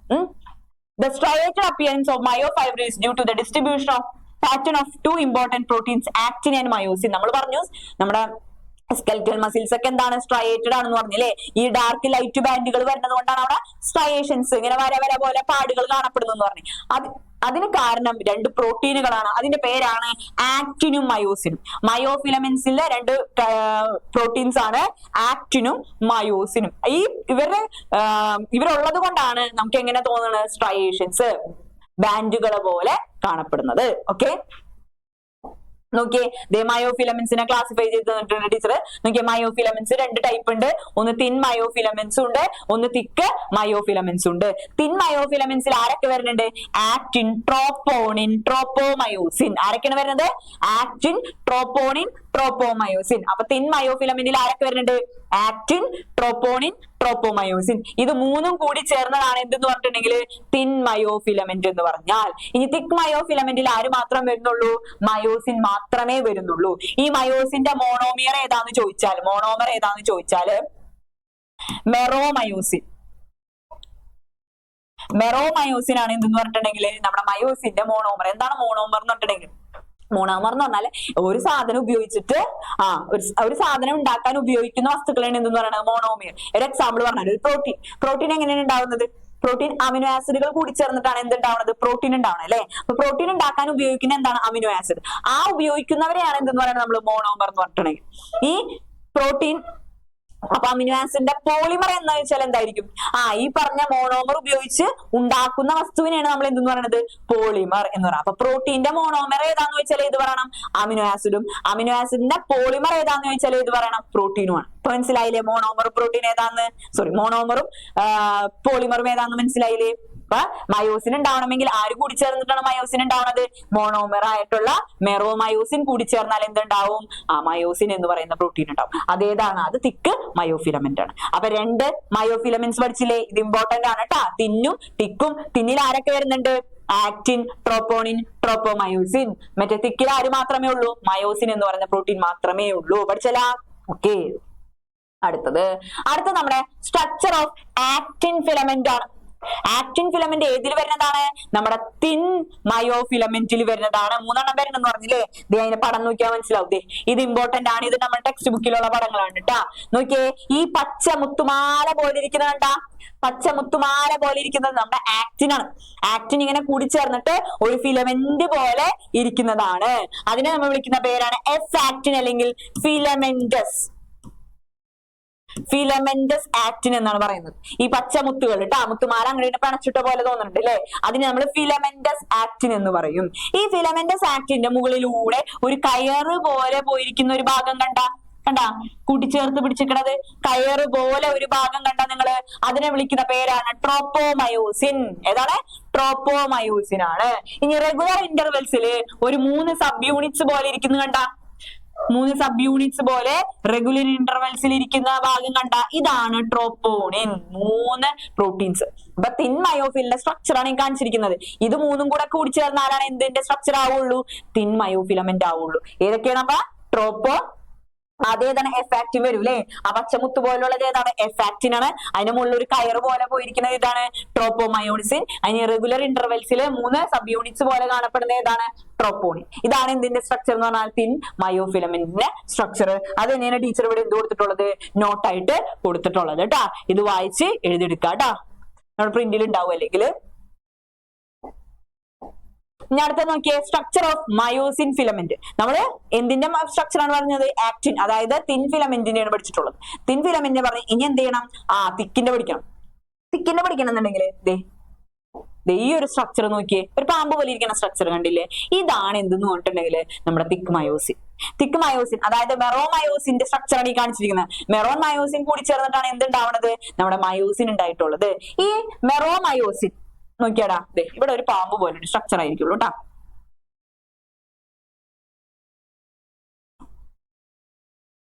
ഇങ്ങനെയാണ് എന്തെന്ന് പറഞ്ഞിട്ടുണ്ടെങ്കിൽ നമ്മുടെ മെറോമയോസിൻ. കണ്ട ഒരു പാമ്പ് പോലെ തോന്നൂല്ലേ നമുക്ക്? ഈ മെറോമയോസിന് എന്തുണ്ടാവും? ഒരു ഹെഡ് ഉണ്ടാവും. ഈ ഭാഗത്തിന് എന്തെന്ന് പറയും? ഒരു ഷോർട്ട് ആം എന്ന് പറയും നമ്മള്. Short arm. പിന്നെ ഇതെന്താണ്? ഇതാണ് ടെയിൽ. ഇങ്ങനെ 3 ഭാഗങ്ങളാണ് എന്തിനുള്ളത്?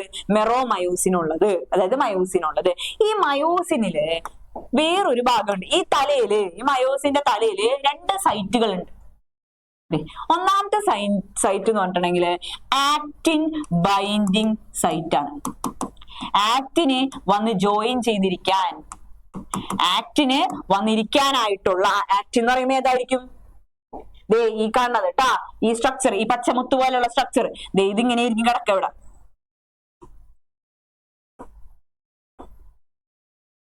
ഇവിടെ ആയിരിക്കും എന്തെന്ന് പറഞ്ഞിട്ടുണ്ടെങ്കിൽ ഈ പറഞ്ഞ ആക്റ്റിൻ ബൈൻഡ് സൈറ്റ് ഉള്ളത്. അതായത് ഈ ആക്റ്റിൻ എന്ത് ചെയ്യണം? ഇവിടെ വന്നിരിക്കാനായിട്ടുള്ള സൈറ്റ്, അതാണ് ആക്റ്റിൻ ബൈൻഡിങ് സൈറ്റ് ഉണ്ടാവും. എന്തുണ്ടാവും? ആക്റ്റിൻ ബൈൻഡിങ് സൈറ്റ് ഉണ്ടാവും. ആക്റ്റിൻ ബൈൻഡിങ് സൈറ്റിന്റെ കൂടാതെ ഇവിടെ വേറൊരു സൈറ്റും കൂടി ഉണ്ടാണ്. അതാണ് ATP binding site. ATP binding site. അതായത് ഇവർക്ക് ബൈൻഡ് ചെയ്യണമെങ്കിൽ എന്ത് വേണം? എനർജി അത്യാവശ്യമാണ്. അപ്പൊ ATP എന്ത് ചെയ്യണം? ബൈൻഡ് ചെയ്യണം. അതിന് സഹായിക്കുന്ന സൈറ്റ് ആണ് എന്ത്? ATP binding site. അപ്പൊ അവരുടെ തലയിൽ എന്തുണ്ടാവും? 2 സൈറ്റുകൾ ഉണ്ട്. ഒന്ന് എന്തിനുള്ളതാണ്? ഒന്ന് ആക്റ്റിന് വന്നിരിക്കാനുള്ള, ബൈൻഡ് ചെയ്യാനായിട്ടുള്ള ആക്റ്റിൻ ബൈൻഡിങ് സൈറ്റ് ഉണ്ടാവും. പിന്നെ വേറെ ഏതാണ്? ATP ബൈൻഡിങ് സൈറ്റ് ഉണ്ടാവും. അതിന് സഹായിക്കുന്ന എൻസൈം ഏതാന്ന് വെച്ചാൽ ATPase എന്ന് പറയുന്ന എൻസൈം ആണ് എന്തിന് സഹായിക്കുന്നത്? ATP ബൈൻഡ് ചെയ്യാനായിട്ട് സഹായിക്കുന്നത്. അപ്പൊ ഇതാണ് എന്തിന്റെ സ്ട്രക്ചർ എന്ന് പറഞ്ഞാൽ മെറോമയോസിൻ അല്ലെങ്കിൽ മയോസിന്റെ സ്ട്രക്ചർ എന്ന് പറഞ്ഞാൽ ഇത് ഈ പിക്ചർ ആണ്. ഇത് നോക്കി വെച്ചാൽ മതി. നേരത്തെ പറഞ്ഞത് തിൻ ഫിലമെന്റിന്റെയും ഇപ്പൊ കാണിച്ചിരിക്കുന്നത് തിക് ഫിലമെന്റിന്റെയാണ് കേട്ടോ. ആക്റ്റിൻ ബൈൻഡിങ് സൈറ്റും ATP ബൈൻഡിങ് സൈറ്റും ആണ്. ഇത് രണ്ടും കൂടെ കൂടിച്ചേർന്നിട്ടാണ് എന്തെന്ന് പറഞ്ഞാൽ ക്രോസ് ആം വരുന്നത്. രണ്ടെണ്ണം കൂടിച്ചേർന്നാൽ ക്രോസ് ചെയ്തിരിക്കുന്നത്രേ ഉള്ളൂ കേട്ടോ. ഹെഡ് ഉണ്ട്. ഇതാണ് സ്ട്രക്ചർ പഠിച്ചു വെക്കാം. ഓക്കെ, അതിൽ ടീച്ചർ ഇവിടെ എഴുതിയിട്ടുണ്ട്, നോട്ട് തന്നിട്ടുണ്ട് കേട്ടാ. നോട്ട് വായിച്ചു നോക്കാം. നമ്മൾ ഇത്രയും നേരം പറഞ്ഞ കാര്യങ്ങൾ തന്നെയാണ് കേട്ടാ ഈ പറഞ്ഞിരിക്കുന്നത്. പിന്നെ അടുത്ത നോക്കിയേ, അടുത്ത നമ്മുടെ difference between actin and myosin ആണ്. നേരത്തെ ടീച്ചർ പറഞ്ഞത് തന്നെയാണ്. ആക്റ്റിനും അതേപോലെ മയോസിനും തമ്മിലുള്ള ഡിഫറൻസുകളാണ് പറഞ്ഞിരിക്കുന്നത് കേട്ടാ. ഇതൊന്ന് നോക്കി വെക്കാം. അടുത്ത നമ്മൾ പഠിക്കാൻ പോകുന്നത് ഒരു പടമൊക്കെ കൊടുത്തിട്ടുണ്ട് അല്ലെ. അതായത് നമുക്ക് ഈ പറഞ്ഞ രണ്ട് ഫിലമെന്റ്സ് ഉണ്ട് അല്ലെ, തിക്കും മയോ ഫിലമെന്റ്സ്. അത് എങ്ങനെയാണ് അറേഞ്ച് ചെയ്തൊക്കെ വെച്ചിരിക്കുന്നത് നോക്കാം. നമുക്ക് ഈ ഒരു പിക്ചർ നമുക്ക് പഠിക്കാം. ടെക്സ്റ്റ് ബുക്കിൽ വേറെ ടൈപ്പാണ് കൊടുത്തിരിക്കുന്നത്. നിങ്ങൾക്ക് മനസ്സിലാവാൻ വേണ്ടിയിട്ടാണ് ടീച്ചർ ഇങ്ങനെ ചെയ്യുന്നത് കേട്ടാ. നോക്കിയേ, രണ്ട് സിക്സാഗ് പോലെയുള്ള ഒരു സ്ട്രക്ചർ കണ്ട. സിക്സാഗ് സെഡിന്റെ പോലെയുള്ളതാണ് അല്ലെ. സെഡിന്റെ പോലെയുള്ളത് കൊണ്ട് അതിനെ എന്തെന്ന് വിളിക്കാം? സെഡ് ലൈൻ എന്ന് വിളിക്കാം. ഇതിനെ വിളിക്കുന്ന പേരെന്താണ്? That is Z line. ഇതാണ് സെഡ് ലൈൻ എന്ന് പറഞ്ഞാൽ. ഇനി ഈ സെഡ് ലൈൻ ആയിട്ട് ജോയിൻ ചെയ്ത് കാണുന്ന, പാരലായിട്ട് കാണപ്പെടുന്ന സെഡ് ലൈനില് ജോയിൻ ചെയ്ത്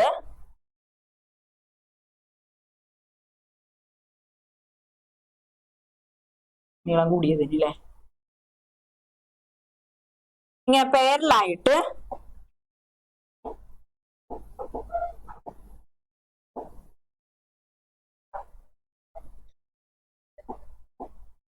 പാരലായിട്ട് കാണപ്പെടുന്നത്, ഇതിങ്ങനെ പാരലൽ പോലെ കാണപ്പെടുന്ന ഈ റെഡ് ലൈൻസ് ഇല്ലേ, ഇതാണ് എന്തെന്ന് പറഞ്ഞാല് നമ്മുടെ തിൻ മയോ ഫിലമെന്റ്സ്. ഏതൊക്കെ ഉണ്ടാവും? ആക്റ്റിൻ ഉണ്ടാവും, ട്രോപ്പോൺ ഉണ്ടാവും, ട്രോപ്പോമയോസിൻ. ആ മൂന്നെണ്ണം കൂടി ചേർന്നാണ് എന്തെന്ന് പറഞ്ഞാൽ തിൻ മയോ ഫിലമെന്റ്സ്. ആ തിൻ മയോ ഫിലമെന്റ്സ് ആണ് ടീച്ചർ ഇപ്പൊ ഈ വരച്ചിരിക്കുന്നത്, റെഡ് കളറിൽ വരച്ചിരിക്കുന്നത്. ഇതിനെ വിളിക്കുന്ന പേരാണ് ഐ ബാൻഡ് എന്ന് പറയും. ഐ ബാൻഡ് അല്ലെങ്കിൽ ഐസോട്രോപിക് ബാൻഡ് എന്ന് പറയും.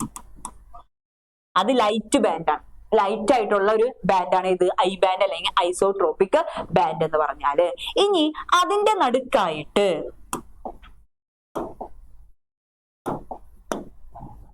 നോയിക്കോട്ടാ,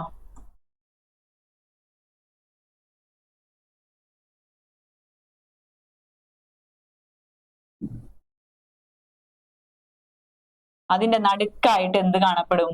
നല്ല തിക്കായിട്ടുള്ള ഒരു ഫിലമെന്റ് ഉണ്ടാവും. തിക്ക്, കനം കൂടിയത്, ഡാർക്ക് ആയിട്ടുള്ളത്. തിക്കായിട്ടുള്ള ഫിലമെന്റ് ഏതായിരിക്കും തിക്കായിട്ടുള്ളത് എന്ന് പറഞ്ഞത് നമ്മൾ പഠിച്ചിട്ടുള്ളത് ഏതാണ്? തിക്ക് ഫിലമെന്റ് ട്ടാ.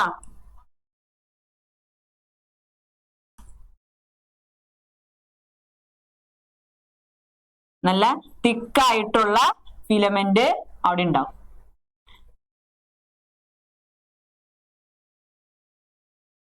ഇങ്ങനെ തിക്കായിട്ടുള്ള ഫിലമെന്റ്സ് ഇതിന്റെ ഇടയിൽ ഉണ്ടാവും. ഈ തിക്ക് ഫിലമെന്റ് ഏതായിരിക്കും മക്കളെ? ഈ തിക്ക് എന്ന് പറയുമ്പോ തന്നെ പേര് കിട്ടണമല്ലോ നിങ്ങൾക്ക്. ഏതായിരിക്കും തിക്ക് ഫിലമെന്റ്? തിൻ ഫിലമെന്റ് ഏതാണ്? നമ്മുടെ ആക്റ്റിൻ ആണെന്ന് പറയില്ലേ. തിക്ക് ഫിലമെന്റ് ഏതായിരിക്കും? തിക്ക് ഫിലമെന്റ് ആണ് നമ്മുടെ ഏതെന്ന് പറയണത്? മയോസിൻ എന്ന് പറയണത്. എന്തെന്ന് പറയും? മയോസിൻ. അപ്പൊ ഈ പറഞ്ഞ ഇങ്ങനെ പാരലായിട്ട് അറേഞ്ച് ചെയ്തിരിക്കുകയാണ്. ഇതെന്താണ്? തിൻ ഫിലമെന്റ് ആണ്. അതിന്റെ ഇടയിലുള്ളത് എന്താണ്? തിക്ക് ഫിലമെന്റ്. ഇങ്ങനെ പാരലായിട്ട് എന്ത് ചെയ്യാണ്? അറേഞ്ച് ചെയ്തിരിക്കുകയാണ്. ഇതിനെയാണ് നമ്മൾ എ ബാൻഡ് എന്ന് പറയുന്നത്. എ ബാൻഡ് അല്ലെങ്കിൽ അനൈസോട്രോപിക് എന്ന് പറയും.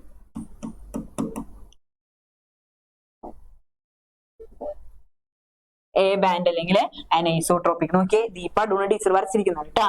കണ്ടാ? നോക്കിയേ, എ ബാൻഡ്. ഈ കനമുള്ള ഈ കട്ടിയായിട്ടുള്ള ഭാഗങ്ങൾ കണ്ട.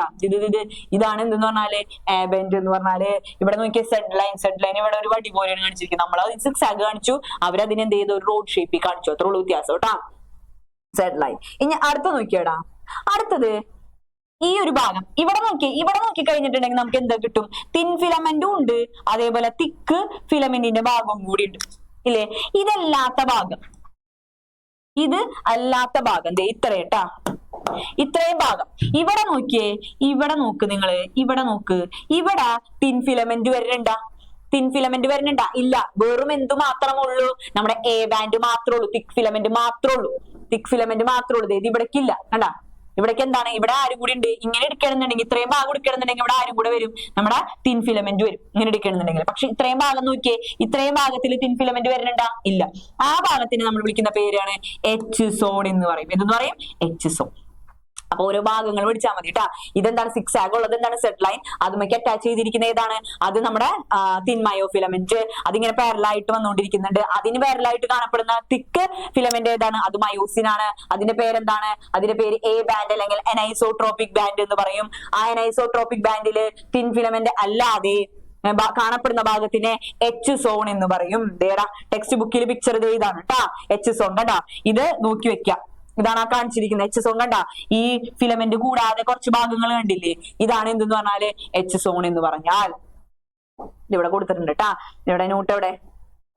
ഈ നോട്ടിൽ നോക്കിയാൽ മനസ്സിലാവും എച്ച് ബാൻഡ് ഏതാണ്, ഐ ബാൻഡ് ഏതാണ്, ഇതൊക്കെ കൊടുത്തിട്ടുണ്ട് കേട്ടാ. അപ്പോ ഈ രണ്ട് സെഡ് ലൈൻ ഇല്ലേ? ഇതും സെഡ് ആണ്, ഇതും സെഡ് ലൈൻ ആണ്. ഇത് സെഡ്, ഇതും എന്താണ്? സെഡ് ലൈൻ ആണ്. ഈ രണ്ട് സെഡ് ലൈന്റെയും ഇടയിലുള്ള സ്പേസ്, ആ രണ്ട് സെഡ് ലൈന്റെയും ഇടയിലുള്ള ആ സ്പേസിനെയാണ് നമ്മൾ എന്തെന്ന് വിളിക്കുന്നത്? സാക്രോമിയർ എന്ന് പറയണം. സാക്രോമിയർ എന്ന് പറയും. ഈ രണ്ട് സെഡ് ലൈന്റെയും ഇടയിലുള്ള സ്പേസിനെ വിളിക്കുന്ന പേരാണ് സാക്രോമിയർ എന്നാണ് പറയുന്നത്. എന്തെന്ന് പറയും? സാക്രോമിയർ എന്ന് പറയുന്നു. ഓക്കെ, സാക്രോമിയർ. രണ്ട് സെഡ് ലൈൻ, ഇതാണ് ഈ റോഡ് ഷേപ്പ് ആയിട്ടുള്ളതാണ് സെഡ് ലൈൻ കൊടുത്തിട്ടുള്ളത്. അതിന്റെ ഇടയിലുള്ള സ്പേസിനെയാണ് എന്ന് പറയുന്നത് സാർക്കോമിയർ എന്ന് പറയുന്നത്. സാർക്കോന്ന് കേട്ടാ,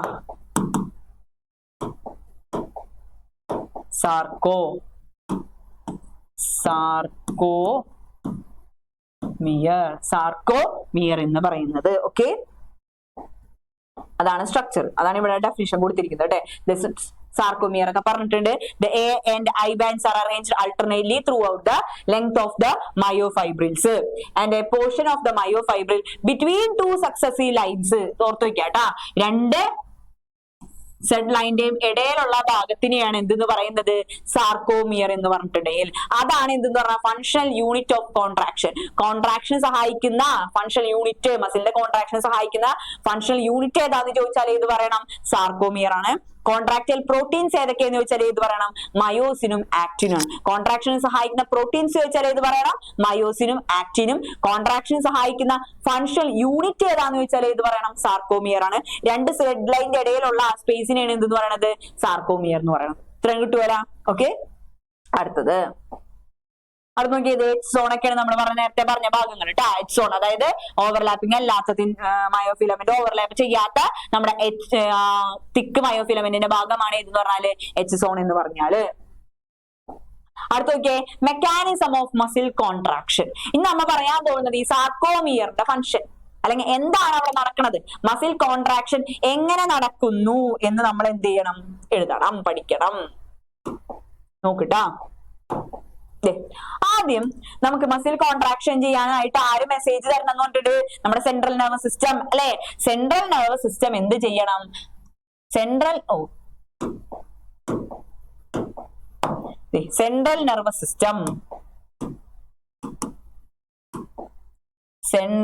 നെർവസ് സിസ്റ്റം എന്ത് ചെയ്യണം?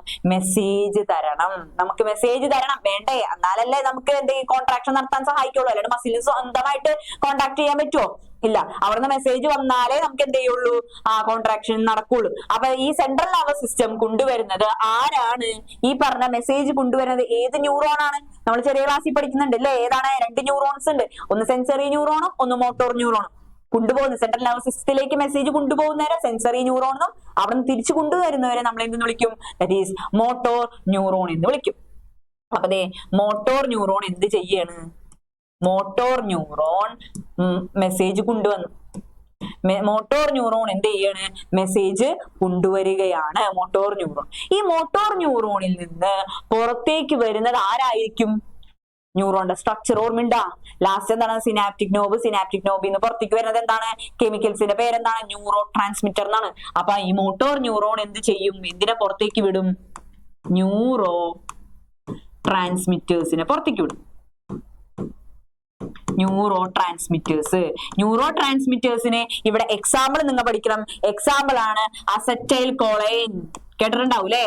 അസറ്റൈൽ കൊളൈൻ എന്ന് പറയുന്ന ന്യൂറോ ട്രാൻസ്മിറ്റർ ആണ് എന്ത് ചെയ്യണത്, ഇവിടെ പുറത്തേക്ക് വരുന്നത്. അസറ്റൈൽ കൊളൈൻ എന്ന് പറയും. അപ്പൊ ഈ അസറ്റൈൽ കൊളൈൻ ഇത് എവിടേക്കാണ് ചെല്ലണമെന്ന് ചോദിച്ചാല് അവിടെ ആരുണ്ട്? ഇതാണ് മസിൽ സെല്ല്.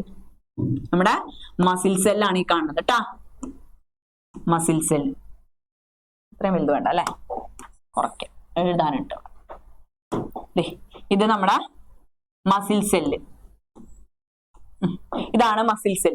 അപ്പൊ നോക്കിയേ, ഈ ന്യൂറോ ട്രാൻസ്മിറ്ററും അല്ലെങ്കിൽ ഈ മോട്ടോർ ന്യൂറോണും അതേപോലെ നമ്മുടെ മസിൽ സെല്ലും തമ്മിൽ വരുന്ന കോണ്ടാക്റ്റിൽ വരുന്ന ഭാഗത്തിനെ നമ്മൾ വിളിക്കുന്ന പേരാണ് neuro muscular junction. Neuro muscular junction എന്ന് പറയും. എന്തെന്ന് പറയും? Neuro muscular junction. ഇതാണ് ന്യൂറോ മസ്കുലാർ ജംഗ്ഷൻ. അതായത് ഈ മോട്ടോർ ഒന്നുമില്ല മക്കളെ, ഈ മോട്ടോർ ന്യൂറോണും ഈ പറഞ്ഞ മസിൽ സെല്ലും തമ്മിൽ കോണ്ടാക്റ്റിൽ വരുന്ന ഭാഗമില്ലേ, കൂട്ടിമുട്ടുന്ന ഭാഗം, അതിനെ വിളിക്കുന്ന പേരാണ് എന്ത്? ന്യൂറോ മസ്കുലാർ ജംഗ്ഷൻ എന്ന് പറയും. അപ്പൊ ഇവിടെ നിന്ന് നോക്കിയേ, ന്യൂറോ ട്രാൻസ്മിറ്റർ അങ്ങനെ എന്ത് ചെയ്യണം? മസിൽ സെല്ലിലേക്ക് എത്തണം. മസിൽ സെല്ലിൽ എന്ന് പറയുമ്പോൾ അവിടെ എന്ത് ചെയ്യും? പുതിയ ഒരു ആക്ഷൻ പൊട്ടൻഷ്യൽ അവിടെ ഉണ്ടാക്കണം, ഒരു മെസ്സേജ് ഉണ്ടാക്കുകയാണ്. അത് എവിടേക്കാണ് ചെല്ലണത് നോക്കിയേ. അതെവിടേക്ക് ചെല്ലുമെന്ന് ചോദിച്ചാല് അവിടെ ആരുണ്ട്? നമ്മുടെ സാക്രോപ്ലാസ്മിക്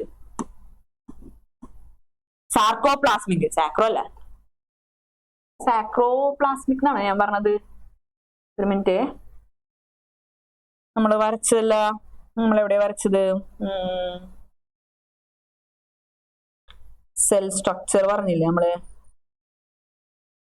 സാർക്കോപ്ലാസ്മിക് അങ്ങനെ തന്നെയല്ല പറഞ്ഞത്. അപ്പൊ നമ്മൾ എന്ത് ചെയ്യണത്?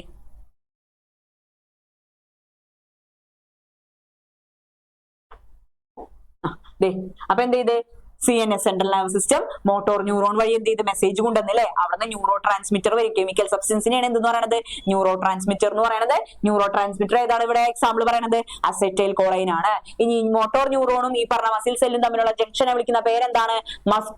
ന്യൂറോ മസ്കുലാർ ജംഗ്ഷൻ എന്ന് പറയും. അങ്ങനെ അവിടേക്ക് എന്ത് ചെയ്ത്? അവര് മെസ്സേജ് കൊടുത്തു. ഇമ്പൾസ് വന്നിട്ട് അവിടെ സാർക്കോപ്ലാസ്മിക് റെട്ടിക്കുലം ഉണ്ട്. സാർക്കോപ്ലാസ്മിക് റെട്ടിക്കുലത്തിന്റെ ഫംഗ്ഷൻ എന്തായിരുന്നു? കാൽസ്യം സ്റ്റോറേജ് ചെയ്യാന്നുള്ളതാണ് അല്ലെ? ഈ മെസ്സേജ് വരുമ്പോൾ എന്താണ് ഈ മെസ്സേജ് വരുന്നത്? ഇവരോട് കാൽഷ്യം സെക്രീറ്റ് ചെയ്തോളാൻ പറഞ്ഞിട്ടാണ്. അപ്പൊ അവരെന്ത് ചെയ്യും? അവര് കാൽഷ്യത്തിനെ പുറത്തേക്ക് വിടും. കാൽഷ്യം സ്റ്റോർ ചെയ്ത് വെച്ചിരിക്കുന്ന ആൾക്കാരാണ്. കാൽഷ്യത്തിനെ എന്ത് ചെയ്യുന്നുണ്ട്? പുറത്തേക്ക് വിടുന്നുണ്ട്. അപ്പൊ കാൽഷ്യം എന്ത് ചെയ്യും? പുറത്തേക്ക് പോകുന്നു. കാൽഷ്യം പുറത്തേക്ക് എന്ത് ചെയ്യും? പോകും. ഇത്രയും മനസ്സിലായോ നിങ്ങക്ക്? നല്ല രീതിയിൽ മനസ്സിലാക്കിയിട്ട് പോയാൽ മതി. നമ്മൾ നോക്കിയേ, ആദ്യം എന്ത് ചെയ്യും? സെൻട്രൽ നെർവസ് സിസ്റ്റത്തിൽ നിന്ന് മെസ്സേജ് ആര് കൊണ്ടുവരും? മോട്ടോർ ന്യൂറോൺ കൊണ്ടുവരും അല്ലെ? മോട്ടോർ ന്യൂറോണിൽ നിന്ന് ന്യൂറോ ട്രാൻസ്മിറ്റർ എന്ത് ചെയ്യും? പുറത്തേക്ക് വരും. ഏതാണ് ആ ന്യൂറോ ട്രാൻസ്മിറ്റർ എന്ന് പറയുന്നത്? അത് നമ്മുടെ അസറ്റൈൽ കൊളൈൻ ആണ്. ഏതാണ്? അസറ്റൈൽ കൊളൈൻ ആണ്. ഈ ന്യൂറോ ട്രാൻസ്മിറ്ററും അല്ലെങ്കിൽ മോട്ടോർ ന്യൂറോണും അതേപോലെ മസിൽ സെല്ലും തമ്മിലുള്ള ജംഗ്ഷനെ വിളിക്കുന്ന പേരെന്താണ്? Neuro muscular junction. അവര് മെസ്സേജ് എവിടേക്ക് കൊടുത്തു? മസിൽ സെല്ലിലേക്ക് കൊടുത്തു. അവര് അവിടേക്ക് ആ മെസ്സേജ് എവിടേക്ക് ചെല്ലും? നമ്മുടെ സാർക്കോപ്ലാസ്മിക് റെട്ടിക്കുലത്തിലേക്ക് ചെല്ലുകയും അവിടെ നിന്ന് ആരെ സെക്രീറ്റ് ചെയ്യും? കാൽഷ്യത്തിനെ സെക്രീറ്റ് ചെയ്യും. ഈ കാൽഷ്യത്തിനെ സെക്രീറ്റ് ചെയ്യുന്നത് എന്തിന് എന്നൊരു ചോദ്യം. എന്തിനു വേണ്ടിയിട്ടാണ് ഈ കാൽഷ്യത്തിനെ സെക്രീറ്റ് ചെയ്യുന്നത് വെച്ചാല് ഇവിടെ നോക്കിയേ, പിക്ചർ എവിടെ? ഇതല്ലല്ലോ. അതായത് ഇവിടെ എന്തുണ്ടാവും? ഇവിടെ നമ്മൾ പറഞ്ഞു എന്താണ്? ആക്ടിങ് ബൈൻഡിങ് സൈറ്റ് ഉണ്ടെന്ന് പറഞ്ഞില്ലേ? ഏത്? നമ്മുടെ മയോസിനിലുണ്ട്. അതേപോലെ തന്നെ ഇവിടെ എന്തുണ്ടാവും? ഇവിടെ ആക്ടിനിൽ എന്തുണ്ടാവും? മയോസിൻ ബൈൻഡിങ് സൈറ്റ് ഉണ്ടാവും. ഈ മയോസിനും അവിടെ ചെന്നിരിക്കണ്ടേ? ആ ബൈൻഡിങ് സൈറ്റ് അവിടെ ഉണ്ടാവും. പക്ഷേ ഇത് ആര് മാസ്ക് ചെയ്തു വെച്ചേക്കായിരിക്കും? ഈ ബൈൻഡിങ് സൈറ്റ് ആര് മാസ്ക് ചെയ്തു വെച്ചിട്ടുണ്ടാവും? ഇതൊക്കെ എന്താണ്? ബൈൻഡിങ് സൈറ്റ് ആണ്. മയോസിന് ചെന്ന് കയറിയിരിക്കാനുള്ള ബൈൻഡിങ് സൈറ്റ് ആണ് ഏതെന്ന് പറഞ്ഞിട്ടുണ്ടെങ്കിൽ ആക്ടിനും ഉള്ളത്. പക്ഷെ ഈ സൈറ്റ് ആര് മാസ്ക് ചെയ്തിട്ടുണ്ടാവും? നമ്മുടെ ട്രോപ്പോണിൻ കയറി മാസ്ക് ചെയ്ത് വെച്ചിട്ടുണ്ടാവും. ട്രോപ്പോണിൻ കയറി അവിടെ ഇരിക്കുള്ളൂ. അപ്പൊ അതുകൊണ്ട് തന്നെ ഈ വരുന്ന മയോസിന് എന്ത് ചെയ്യാൻ പറ്റൂല? ഇവിടെ കയറി ബൈൻഡ് ചെയ്യാൻ പറ്റൂല. കാരണം ട്രോപ്പോണിൻ കയറി ഇരിക്കല്ലേ. അപ്പൊ ആ ഏരിയ കാണാൻ പറ്റുമോ? ബൈൻഡ് ചെയ്യാൻ പറ്റുമോ? ഇല്ല. അപ്പൊ ഈ ട്രോപ്പോണിനെ അവിടെ നിന്ന് പിടിച്ചു മാറ്റണം. ട്രോപ്പോണിനെ അവിടെ നിന്ന് പിടിച്ച് മാറ്റിയാൽ മാത്രമേ ഈ പറഞ്ഞ മയോസിനെ ആരായിട്ട് ജോയിൻ ചെയ്യാൻ പറ്റുള്ളൂ. ഇതേ ഇവിടെ ആക്റ്റിനിലുള്ള മയോസിൻ ബൈൻഡിങ് സൈറ്റുമായിട്ട് ജോയിൻ ചെയ്യാൻ പറ്റുള്ളൂ. അപ്പം എന്ത് ചെയ്യും, ഈ വരുന്ന കാൽസ്യം ഇല്ലേ, കാൽസ്യം എന്തിനാണ് വരുന്നത്, കാൽസ്യം എന്ത് ചെയ്യുന്ന വെച്ചിട്ടുണ്ടെങ്കിൽ കാൽസ്യം ഈ പറഞ്ഞ ട്രോപ്പോണിനായിട്ട് എന്ത് ചെയ്യും, കയറി ബൈൻഡ് ചെയ്യും. ഈ ട്രോപ്പോണിൻ കാൽസ്യത്തിനായിട്ട് ബൈൻഡ് ചെയ്യും. അപ്പൊ അവിടെ നിന്ന് ഇതെന്ത് ചെയ്യും, അങ്ങോട്ട് നീങ്ങും. മനസ്സിലായ? അപ്പൊ എന്ത് സംഭവിക്കും, ഇവിടെ ആ സ്പേസ് എന്ത് ചെയ്യും, ഓപ്പൺ ആവും, എക്സ്പോസ്ഡ് ആവും. ട്രോപ്പോണിന് ആരായിട്ട് കൂടി ചേർന്ന് ബൈൻഡ് ചെയ്ത് പോകും, കാൽസ്യത്തിനായിട്ട് കൂടി ചേർന്ന് എന്ത് ചെയ്യും, ബൈൻഡ് ചെയ്ത് പോകും. അപ്പൊ എന്ത് ചെയ്യും, ഈ സൈറ്റ് എന്ത് ചെയ്യും, ഓപ്പൺ ആവും. അപ്പൊ ആർക്ക് വേഗം കയറി ബൈൻഡ് ചെയ്യാൻ പറ്റും, നമ്മുടെ മയോസിന്. അയ്യോ പോയ മയോസിൻ. ഈ മയോസിന് കയറിയിട്ട് എന്ത് ചെയ്യാൻ പറ്റും, ഇവിടെ കയറി ബൈൻഡ് ചെയ്യാൻ പറ്റും. ഇപ്പൊ മനസ്സിലായില്ലേ? അതായത് ടീച്ചർ ഒന്നും കൂടെ പറഞ്ഞുതരാം. നമ്മളാ കാൽഷ്യം പോന്നു. കാൽഷ്യം എവിടേക്കാണ് പോയി ബൈൻഡ് ചെയ്യണത്, കാൽഷ്യം എന്ത് ചെയ്യും, ബൈൻഡ് വിത്ത് ട്രോപ്പോണിൻ. ട്രോപ്പോൺ എന്തുകൊണ്ടാണ് ട്രോപ്പോണിനായിട്ട് ബൈൻഡ് ചെയ്യണമെന്ന് മനസ്സിലായില്ലേ? അതായത് ട്രോപ്പോണിന് എന്ത് ചെയ്യും, ഈ പറഞ്ഞ ആക്റ്റിനിൽ മയോസിൻ ബൈൻഡിങ് സൈറ്റ് ഉണ്ട്. മയോസിന് ചെന്ന് അവിടെ കയറിയിരിക്കണമെങ്കിൽ അവിടെ ഒരു സൈറ്റ് ഉണ്ട് ആക്റ്റിനിൽ. പക്ഷേ അവിടെ ആര് വന്ന് മാസ്ക് ആയിട്ട് നിൽക്കും, മറഞ്ഞു നിൽക്കുന്നതുണ്ടാവും, ട്രോപ്പോണിന് വന്ന് മറിഞ്ഞു നിൽക്കണ്ടാവും. ട്രോപ്പോണിന് അവിടെ നിൽക്കണ ആരെയും മയോസിന് കയറി എന്ത് ചെയ്യാൻ പറ്റില്ല, ബൈൻഡ് ചെയ്യാൻ പറ്റൂല. അപ്പോ ആര് വരും, കാൽസ്യം വരും. കാൽസ്യം വന്ന് ട്രോപ്പോണിനായിട്ട് ബൈൻഡ് ചെയ്ത് ട്രോപ്പോണിനെ അങ്ങോട്ട് കൊണ്ടുപോകും. അപ്പൊ അവിടുത്തെ ഏരിയ എന്ത് ചെയ്ത്, എക്സ്പോസ്ഡ് ആയി. അപ്പൊ ആക്സിൻ എന്ത് ചെയ്ത്, ട്രോപ്പോണിന് എന്ത് ചെയ്യും, ബൈൻഡ് ചെയ്യും. അപ്പൊ എന്തായത്, അവിടെ കൺഫർമേഷൻ ചേഞ്ച് ഉണ്ടാവും. കൺഫർമേഷൻ ചേഞ്ച് സംഭവിക്കും. കൺഫർമേഷൻ ചേഞ്ച് എന്ന് പറഞ്ഞു കഴിഞ്ഞാല് അതായത് മയോസിൻ ബൈൻഡിങ് സൈറ്റ് എന്ത് ചെയ്യും, എക്സ്പോസ്ഡ് ആവും, പുറത്തേക്ക് കാണിക്കും. അതാണ് conformation change. Myosin binding site, myosin binding site get exposed, പുറത്തേക്ക് അത് എക്സ്പോസ്ഡ് ആവാൻ പറ്റും. അങ്ങനെ എന്ത് ചെയ്യാൻ പറ്റും, മയോസിനെ പോയിട്ട് ജോയിൻ ചെയ്യാൻ പറ്റും. അതിനെന്താവശ്യമാണ്, എനർജി അത്യാവശ്യമാണ്. അതിനെന്ത് ചെയ്യും, ATP ഹൈഡ്രോലൈസിസ്. ഹൈഡ്രോലൈസിസ് എന്താണ്, ATP ഹൈഡ്രോലൈസിസ് എന്ന് പറഞ്ഞിട്ടുണ്ടെങ്കിൽ അതായത് ATP plus water gives ADP plus phosphate. ഇതാണ് എന്തെന്ന് പറഞ്ഞാൽ ATP ഹൈഡ്രോളിസിസ്. അതായത് ATP സ്റ്റോർ ചെയ്ത് വെച്ചിരിക്കുന്ന എനർജി ബ്രേക്ക് ഡൗൺ ചെയ്യണമെങ്കിൽ വാട്ടറിനായിട്ട് കൂടി ചേർന്നിട്ട് എന്ത് ചെയ്യണം, ADP ഫോസ്ഫേറ്റ് ആവുമ്പോഴാണ് എന്ത് ചെയ്യണത്, അവിടെ എനർജി പുറത്തേക്ക് റിലീസ് ആവുന്നത്. അതാണ് ATP ഹൈഡ്രോലൈസിസ്. അതായത് ADPയുടെ സഹായത്തോടു കൂടി അല്ലെങ്കിൽ എനർജിയുടെ സഹായത്തോടു കൂടി എന്ത് ചെയ്യും, ഈ പറഞ്ഞ മയോസിൻ എന്ത് ചെയ്യും, ബൈൻഡ് ചെയ്യും. എന്തിനായിട്ട് ബൈൻഡ് ചെയ്യും, ആക്റ്റിനായിട്ട് എന്ത് ചെയ്യും, ബൈൻഡ് ചെയ്യും. മയോസിൻ എന്ത് ചെയ്യും, ആക്റ്റിനായിട്ട് bind with myosin bind with actin. With ആക്റ്റിനായിട്ട് ബൈൻഡ് ചെയ്യുമ്പോൾ അവിടെ എന്തുണ്ടാകുന്നു, സ്ലൈഡിംഗ് ഫിലമെന്റ് തിയറി ഉണ്ടാകുന്നു. എന്താണ് സ്ലൈഡിംഗ് ഫിലമെന്റ് ആവും. അതിനു മുമ്പ് വേറൊരു കാര്യം എഴുതണം, ക്രോസ് ബ്രിഡ്ജ് ഫോർമേഷൻ എഴുതാം.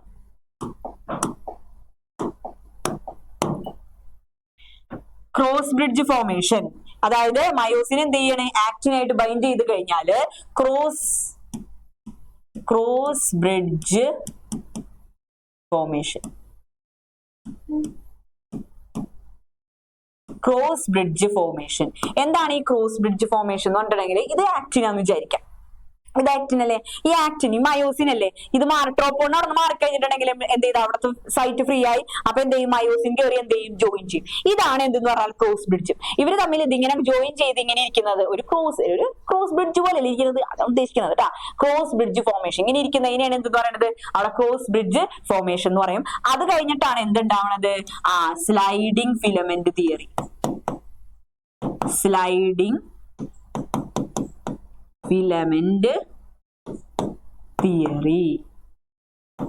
സ്ലൈഡിംഗ് ഫിലമെന്റ് തിയറി അതായത് ഇത് നമ്മുടെ ആക്റ്റിൻ, ഇത് മയോസിൻ ജോയിൻ ചെയ്ത് ക്രോസ് ബ്രിഡ്ജ് ഉണ്ടായി. ക്രോസ് ബ്രിഡ്ജ് ഉണ്ടായി കഴിഞ്ഞിട്ടുണ്ടെങ്കിൽ ഇത് എന്ത് ചെയ്യും, കോൺട്രാക്ഷൻ, അതായത് നീങ്ങും, സ്ലൈഡ് ചെയ്യും. സ്ലൈഡ് ഉള്ളിലേക്ക് എന്ത് ചെയ്യും, സ്ലൈഡ് ചെയ്യും. മനസ്സിലായ, സ്ലൈഡ് അങ്ങനെയാണ് ഉള്ളിലേക്ക് ഇത് സ്ലൈഡ് ചെയ്യുമ്പോഴാണ് എന്ത് ചെയ്യുന്നത്, നമ്മുടെ മസിൽസ് എന്ത് ചെയ്യുന്നത്, കോൺട്രാക്ട് ചെയ്യുന്നത്. അപ്പൊ സാർക്കോമിയറിന്റെ ഉള്ളിലത്തെ ഡിസ്റ്റൻസ് എന്ത് ചെയ്യും, കുറയും. സെഡ് ലൈനിന്റെ ഉള്ളിലുള്ള ഡിസ്റ്റൻസിനല്ലേ സാർക്കോയിൽ എന്താ പറയാ, ഏതാ പറഞ്ഞിരുന്നു നമ്മള്, സെഡ് ലൈനിന്റെ ഉള്ളിലുള്ള ഡിസ്റ്റൻസിനെ സാർക്കോമിയർ, അതന്നെ സാർക്കോമിയർ എന്നല്ല പറഞ്ഞിരുന്നത്. ഇവിടെ നോക്കിയേ, ഇതാണ് മയോസിൻ. ഈ മയോസിൻ എന്ത് ചെയ്യുന്നുണ്ട്? ഈ ആക്ടിൻ ഇങ്ങനെ നീണ്ടു കിടക്കണം. ഈ മയോസിൻ എന്ത് ചെയ്യും? ആക്ടിനുമേക്ക് എന്ത് ചെയ്ത് ബൈൻഡ് ചെയ്യും, അതെന്ത് ചെയ്യും? ഉള്ളിലേക്ക് എന്ത് ചെയ്യും? സ്ലൈഡ് ചെയ്യും. അപ്പൊ എന്ത് ചെയ്യും? ഈ പറഞ്ഞ സെഡ് ലൈൻസ് ഇങ്ങോട്ട് വലിയാണ് ചെയ്യണത്. മനസ്സിലാവണ്ട? ആക്ടിനായിട്ട് ബന്ധിപ്പിടിച്ചിരിക്കുന്നല്ലേ സെഡ് ലൈൻ. അപ്പൊ ഇതങ്ങോട്ട് വലിയും. അപ്പൊ സാർക്കോമിയറിന്റെ എന്ത് ചെയ്യും? ഡിസ്റ്റൻസ് അങ്ങോട്ട് കുറയും. മനസ്സിലായ? അതായത് ആക്ടിൻ, ഇത് മയോസിൻ. അപ്പൊ ഇങ്ങനെ വലിയും. ഇതിങ്ങനെ ഉള്ളിലേക്ക് എന്ത് ചെയ്യും? സ്ലൈഡ് ചെയ്യും. ഇത് രണ്ടും കൂടെ സ്ലൈഡ് ചെയ്യല്ലേ ചെയ്യാ? ഉള്ളിലേക്ക് വലിയും. അപ്പൊ നമ്മുടെ സെഡ് ലൈനും കൂടെ എന്ത് ചെയ്യും? വലിയും. അപ്പൊ സാർക്കോമിയറുടെ എന്ത് ചെയ്യും? സ്പേസ് കുറയും. അതാണ് കോൺട്രാക്ഷൻ എന്ന് പറയുന്നത്. ഉള്ളിലേക്ക് ഇങ്ങനെ വലിയണേനെയാണ് എന്തെന്ന് പറയുന്നത്? കോൺട്രാക്ഷൻ എന്ന് പറയുന്നത്. ഇങ്ങനെയാണ് എന്തെന്ന് പറയുന്നത്? നമ്മുടെ മെക്കാനിസം, മസില് കോൺട്രാക്ട് ചെയ്യുന്ന മെക്കാനിസം. സ്ലൈഡിങ് ഫിലമെന്റ് തിയറി എന്ന് പറഞ്ഞിട്ട് നേരത്തെ ഞാൻ വരച്ച ഫ്ലോ ചാർട്ടിന്റെ ഡെഫിനിഷൻ ആണ് ഈ കൊടുത്തിരിക്കുന്നത്. ഇത് നിങ്ങൾ ഇമ്പോർട്ടന്റ് ആണ് കേട്ടോ. Mechanism of muscle contraction important ആണ്. ഇത്രയും എന്തായാലും എക്സാമിന് ഉണ്ടാവും എന്നാണ് പറഞ്ഞിരിക്കുന്നത്. അപ്പൊ അതുകൊണ്ട് തന്നെ ഇത്രയും നിങ്ങൾ പഠിച്ചോളാം. നോട്ടൊക്കെ ടീച്ചർ കൊടുത്തിട്ടുണ്ട് കേട്ടാ. ഇത് വായിച്ച് പഠിക്കുക. നമ്മൾ നേരത്തെ ഫ്ലോ ചാർട്ട് വരച്ചില്ലേ, അതിന്റെ തന്നെ ഡെഫിനിഷൻ ആണ് കേട്ടാ ഈ കാണിച്ചിരിക്കുന്നത്. ഇതെന്ത് ചെയ്യാ? പഠിക്കുക. ഓക്കെ, ഇത്രയും ഉള്ളൂ എന്തെന്ന് പറയുന്നത് നമ്മുടെ ഇന്നത്തെ ക്ലാസ്. ഇത്രയുമാണ് നമ്മുടെ ഡിസംബർ എക്സാമിനുള്ളത് കേട്ടോ. അതായത് ഫസ്റ്റ് ചാപ്റ്റർ തുടങ്ങിയിട്ട് ഈ ലോക്കോമോഷൻ മൂവ്മെന്റില് ഈ പറഞ്ഞ മെക്കാനിസം വരെയാണ് നമുക്ക് എക്സാമിനുള്ളത്. അപ്പൊ എല്ലാവരും ഈ വീഡിയോ കണ്ട് നന്നായിട്ട് പഠിക്കുക, നല്ല മാർക്ക് സ്കോർ ചെയ്യുക. All the best my dears. Thank U.